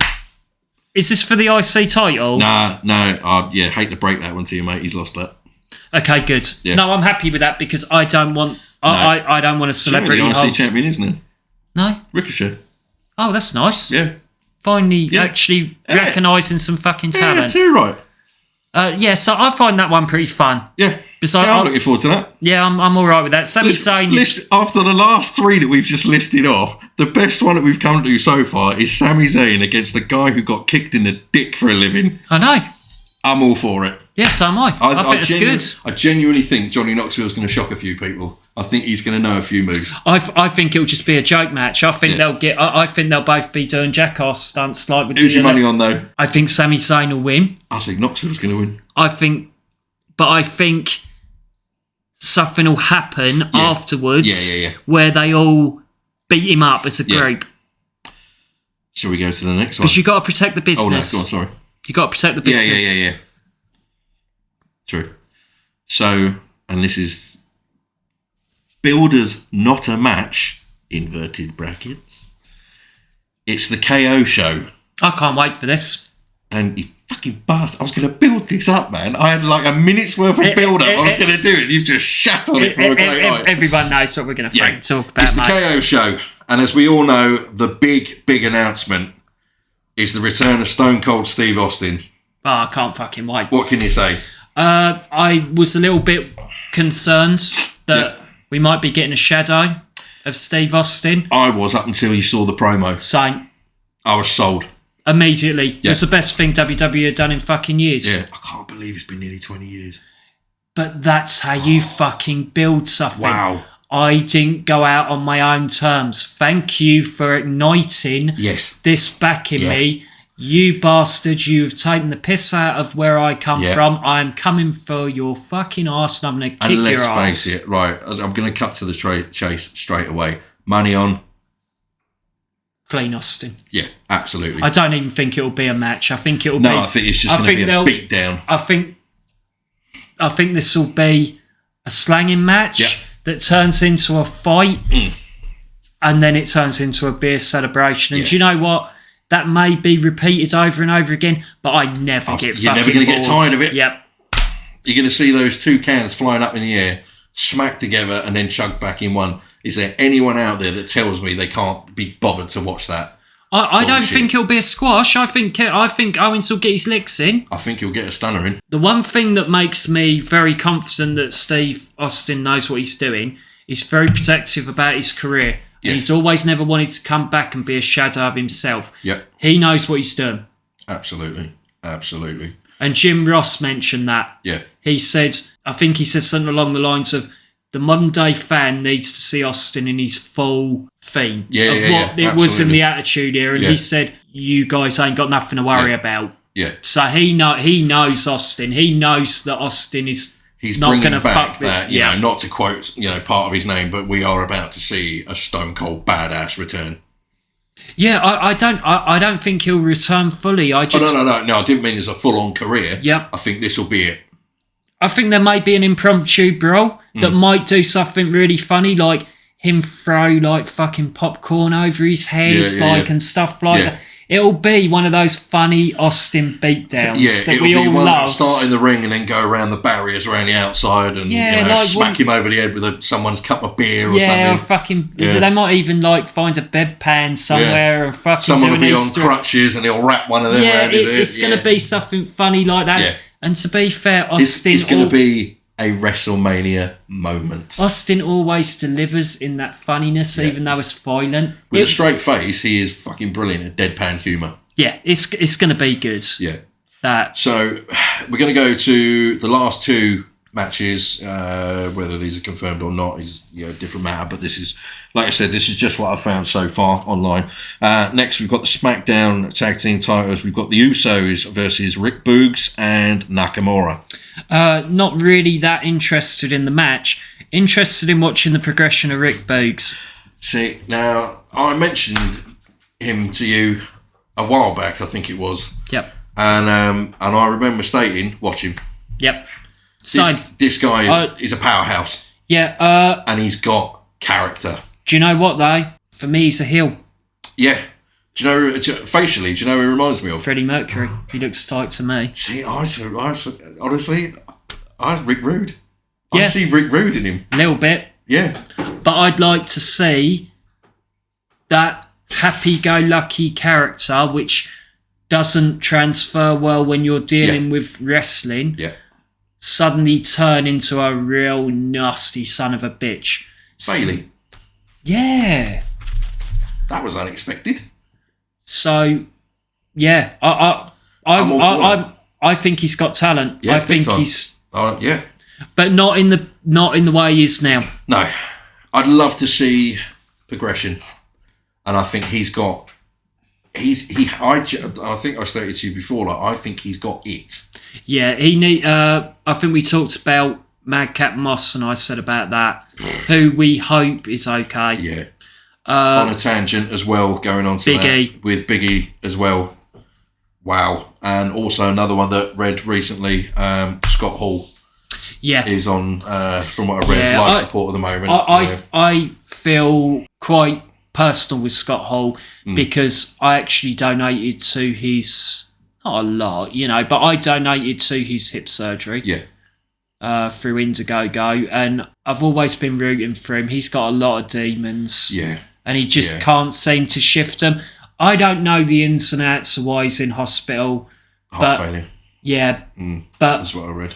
I would imagine, and this is me assuming, that he might have fell off again or something. You can't. I'd love to hope that's not the case, and I really, really. But you know do. what I'm saying. You're always going to go there, and with his health, he has come so far. Yeah, to look at what he was like before he did all the work with DDP. Yeah, which is when I donated, which was a long time ago. I really, much to say, I know it's. Well, it is. It's obviously health concerns. Genuine, uplifting thoughts and wishes go to Scott Hall, his family, we're rooting Biggie as well, and Madcap Moss.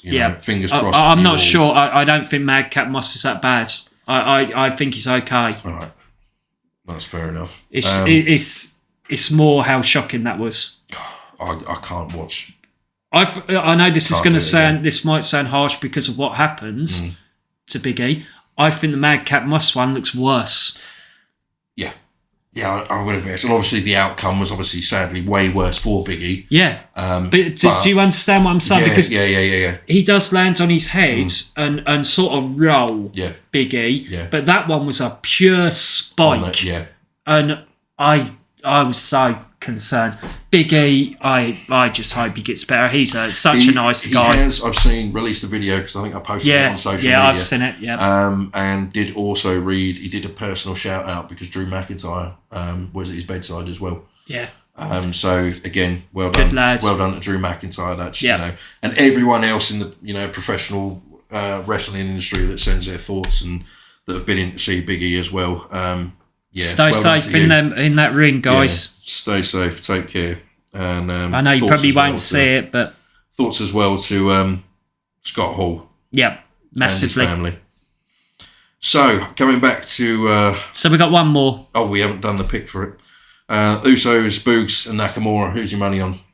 I imagine that, judging by WWE, I imagine the Usos. Yeah, to keep in with the bloodline. Do you know what I'd like to see? I'd like to see a bit of a shocker, like something creative. I'd like to see the Usos maybe pin Nakamura, maybe catch him on a roll-up or cheat, and Rick Boogs beat the shit out of Nakamura. So, now, my money is on the Usos to win, but what my heart is telling me, I'd love to see Boogs go solo and smash the shit out of both of them. I think he needs to smash the shit out of... You need a heel turn, yeah? Nakamura, yeah. All right. I think that's what we're going to get. Out of all the ones that we've read off so far, that's the only one we've got a split on so far, I think. Do you know what, Matt? I know I don't mean to sound insulting, but I don't really give a fuck. No, neither do I. Do you? No. And here is the last one. I think this is going to be good. It's for the US Championship. It's Finn Balor versus Damian Priest. Yeah, I'm looking forward to that. Yeah, I think this is this, and I think I can genuinely see the start of Priest turning heel. Yeah, I mean, is Priest actually being? Is he the face of this? He's going into it looking like a heel on the slides. It's on the cusp. I know there's been incidents obviously with him and Balor, this, that, and the other, but I think it is the right time for Priest to go heel.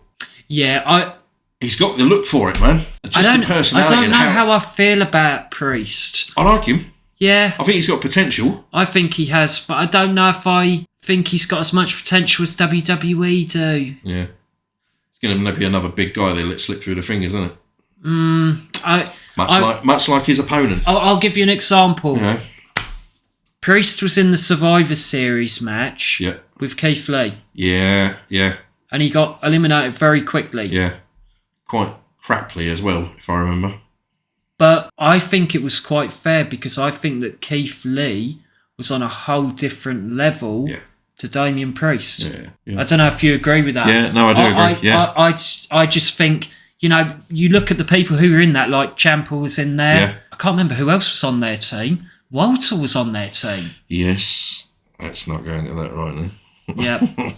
By the way, I actually thought that Walter was going to be the next star moving forward. Yeah. But what the fuck do I know? Do you know, ironically, that could actually fantastically bring us to our next topic of just a bit of brief news. And obviously, we've covered the top one that I had written down was obviously the injury of Big E. Thoughts and prayers is all we can say. Yeah. Also, big news: Vader recently is going to be a new addition to be inducted for the WWE Hall of Fame. Well deserved. Yeah, absolutely. Yeah, I'll go with that. Well deserved. I have my opinion on Vader being a little bit stiff in the ring. Yeah, but I would never take that away from what he achieved. But he's an icon for a guy of his size back in those days. Yeah, can't take anything away from him. Yeah, he's a legend. Yeah, we've also got the acquisition, and I don't know, you could call it a bit of a resurgence. Hopefully, possibly, maybe. Of Ring of Honor from AEW's owner, Tony Khan. I'm going to keep quiet about that. That's all right. We're going to possibly save that for something else, to be fair. I'm going to see what happens. Yeah. We covered it briefly earlier, which was the recent pay-per-view of AEW's Revolution. I went off, not so much on a little bit of a tangent earlier with James. I personally, at the moment, and I'm going to let you have your opinion in a second, with the pay-per-views and how the story writers are building up these pay-per-views from show to show, house show to house show, to build up to the pay-per-views for AEW, they are fucking light years ahead of WWE at the moment. Well, you've only just got to look at what you've just read out to me on your sheet there. Yeah, I mean... The problem is I and this is what bothers me about wrestling, and, I might come across like this on the podcast. I don't like feeling negative over wrestling. No, I don't. It annoys me. It annoys me. There's some legitimate talent in the group that you've read out, but these matches mean nothing. No, we've got, so let's... even if you go to the top one of Reigns and Lesnar, what does that really... How many times have we had this before? Are we anointing a new generational star here? No. Are we... And I'm insulted by the fact that ties the records of the most main events at WrestleMania. That's pissing on fans, I think. I do like Lesnar's new character. I find it entertaining. I think it's a revelation for him more than anything else. Is this Stone Cold and The Rock caliber? No. Because that's what it's being built up to. Yeah. It's not. But then, you look at recent pay-per-view main event, Hangman Page and Adam Cole. Was that Adam Cole? Yeah. It was, yeah. Sorry, I had a moment of doubt there. And I know that we spoke briefly, honestly, about Hangman Page. Maybe a bit of nerves in there. But can you honestly tell me that was a crap match? No. Was it a main event match? Yes. Absolutely it was. It was. Absolutely. What you're dealing with here is you're dealing with AEW attempting to make a new megastar in their own name. Exactly. And these aren't these aren't wanting to make megastars out of nobodies. These are guys that have been up and coming for years. Adam Cole for AEW.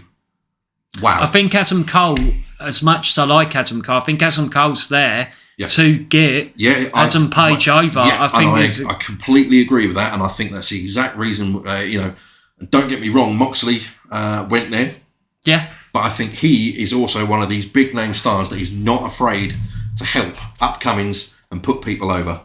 That's part of the business. That's what the business has been for years. Exactly. That's what you've got to do. You've got to give these upcoming talents and these new faces and these big stars from other companies, you've got to be willing to compromise. You've got to be willing to help each other. But I just want to say, as much as I'm a fan of Page, they must tie down MJF for as long as they possibly can, because this guy is special and a generational talent. Yeah, that feud at the moment that's been, let's face it, it's not a short-term feud. This has been going on for a long time now. And that's the beauty of wrestling, and that's what should happen.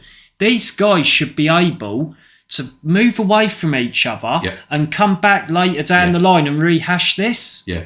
Because there should be a legitimate reason for these two to want to fight. Yeah. There's no title on the line. Yeah. So what you must do is you must make this personal. You took the words right out of my mouth, and I was going to say you've got to make this a grudge match. Yeah. And that is exactly what that dog collar match felt like. It's got to be personal.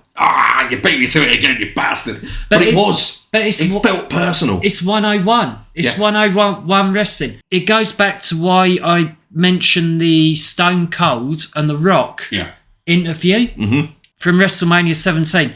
The idea of the interview was they didn't really hate each other, but they're both standing in each other's way. And one of them needs to win. Well, both of them at the time felt that they needed, like a drug, to beat the other for that title. The what was it, as the phrase goes? Unstoppable force meets an immovable object. Because I think Austin says that to him in the promo. I think he says, I need to beat you, Rock. Yeah. I need it more than ever. Yeah. Or something like that. Like it's a drug. And the reason why is because they're going for a title. There's nothing really massively personal there. Yeah. But the title is the goal. Yeah. Whereas MJF and Punk is personal. Yeah. There's no title there. But see, as well, you've got to look at the rest of that card on AEW's Revolution. House of Black. Yeah, I actually never saw this match. It was good. And it was also the introduction, the in-ring debut of Eric Redbeard. Yeah, I did see that. He actually took the fall, didn't he? Yeah. And what else did he do in that match? Did a couple of beautiful tributes. Yeah, to Brody. Yeah. And they were beautifully done. Absolutely beautifully done. I can't remember the name that he's going under at the moment. Pentagon Jr. Yeah, he's going under it. He's turned into a dark version of himself. I love where that's gone. Yeah. I really love where that's gone. And the Bastard Pack. Yeah.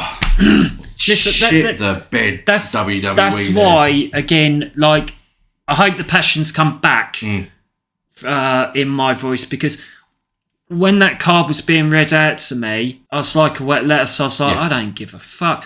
Honestly, I didn't. I'm looking at that. Whereas when I'm looking at Punk and I'm looking at MJF, I'm looking at a rivalry there. I'm looking at two people who have a reason to fight. And the time has been invested. Yes. Perfect. Can I just ask them that? Where's Kenny Omega? Is he injured? I'm not sure. There's a lot of stuff that he keeps posting on social media, but I don't know if he's injured. I don't know. Yeah. I couldn't honestly tell you. He's a bit of a crazy, weird guy. I mean, he's posting pictures of him with signs at the moment. Yes, yeah. Mate, whatever you're doing, Kenny, I love Kenny Omega. Yeah. I mean, like you were saying about, the comparison of cards. I don't know, did you see the tag title match that was in there? The Lucha Express. Yes. The Young Bucks. I find the Young Bucks, sometimes I think they're the best tag team I've ever seen. Other times you want to slap the shit out of them. Yep. Yeah. I love this one. Yep. I think they're mega talented, but I think sometimes they take the silliness too far. Yeah. It's the oddest pairing I've ever seen as a tag team, but Jungle Boy and Luchasaurus, mate, I don't know how you feel. Fuck, I think it works.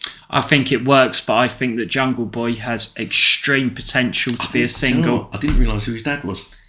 Perry. Yeah, Matt Perry. Didn't know that. I think that Jungle Boy, regardless of that, has the he's potential to be There's something about him, mate. Star. There is something about him. Yeah. However, I can seal a Luchasaurus heel turn. Maybe. It's easy to do. Yeah. But I didn't realise he was an ex-WWE. He was. Let slip through their fingers again. Yeah, he was someone who was not under a mask. Yeah. I think we wrap up, didn't we? Yeah. I could go on and on about that. So could we. We could talk all night. So one last thing. I posted a little while ago on social media for our Facebook page. I just wanted to get our listeners involved again, basically. And so I posted a question earlier, which was, a comment more than anything else. Drop us a question in the comment sections for either James or myself, or both, and we'll answer them for you on air. We've had Granted, I apologise. I didn't give you guys enough time to respond. I should have done this a lot earlier. Yeah, Stu did that in the fucking car coming over it. I shit the bed. Naughtily, I typed this out while I was parked up at the petrol station, filling up with, big no for the petrol station industry. Whatever. Never mind. We've only had the one response, which was our good friend Johnny Coop. What was the first ever match you remember seeing that got you both into wrestling? Oh my God, what a fucking question that is. I remember mine. I don't. Mine was, we went off about this on the first ever episode, which was the WCW days when we had to record it at 1 o'clock in the morning, and the one that stuck out for me more than anything else, and as I said, it was my first introduction to Mick Foley.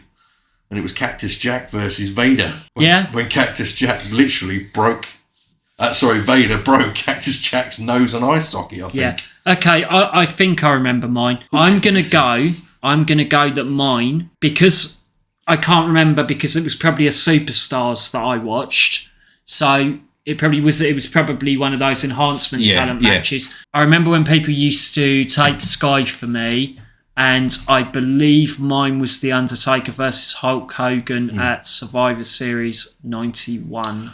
Oh, so the first... I've just had something just come back into my head. Very, very good friend of my stepdad's, Charlie Miller. Many, many, many moons ago, used to record like the pay-per-views off of Sky, and then, we'd get my stepdad would come back home with a VHS.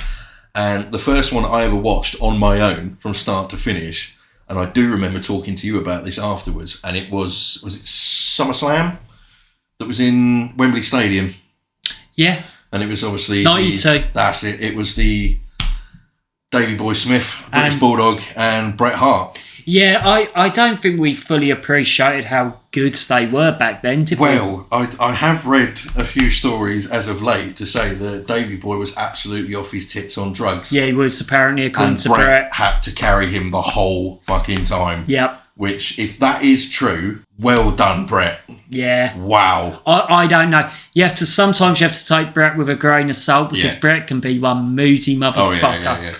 I love Bret, but he can. Yeah. So sorry, that was literally just popped into my head there. Yeah, so thank you, Charlie Miller, for those many, many years of backwards and forwards VHS tapes of WWF pay-per-views. But that was the first ever pay-per-view I watched on my own. I think I have to go with Survivor Series 91 and The Undertaker and Hogan being the main event that I was hooked by. I think, Okay, so I think we'll call it there. Yeah. I just want to do one quick apology, because I realise that we've gone through the entire top 3 sections and our debate section, and I have completely forgotten to read out any of the comments that we had on social media. So massive apologies there, and I promise I will do it properly next time. Yeah, we will. We do like to go on tangents on this podcast. We hope you enjoy it. Please listen to it in sections if it's a bit too long. Yeah. And if you want to call me an arsehole for forgetting to read out your comments, feel free. It's absolutely fine. I think they'll be calling me a bit of an arse on this one. I actually went into a bit of a depressive, moody bastard in the middle of this. So we'll leave this down to hashtags, which is hashtag Stu you prick or hashtag James you prick. There you go. Yeah, I don't care. Anyway, guys, that's brilliant. Episode 4, Jonathan Koo. Look forward to it. Just want a quick reminder of the topics, which is all down to Johnny this time. Yes. The ball's in your court, mate. Be taking your topics. Yeah, your top 3 and then your topic of debate as well. Thanks again for everyone for tuning in. Hope to have you all back on the next episode. That's episode 3 all wrapped up and done. Thank you and goodbye. Cheers, guys. Thanks a lot. Bye.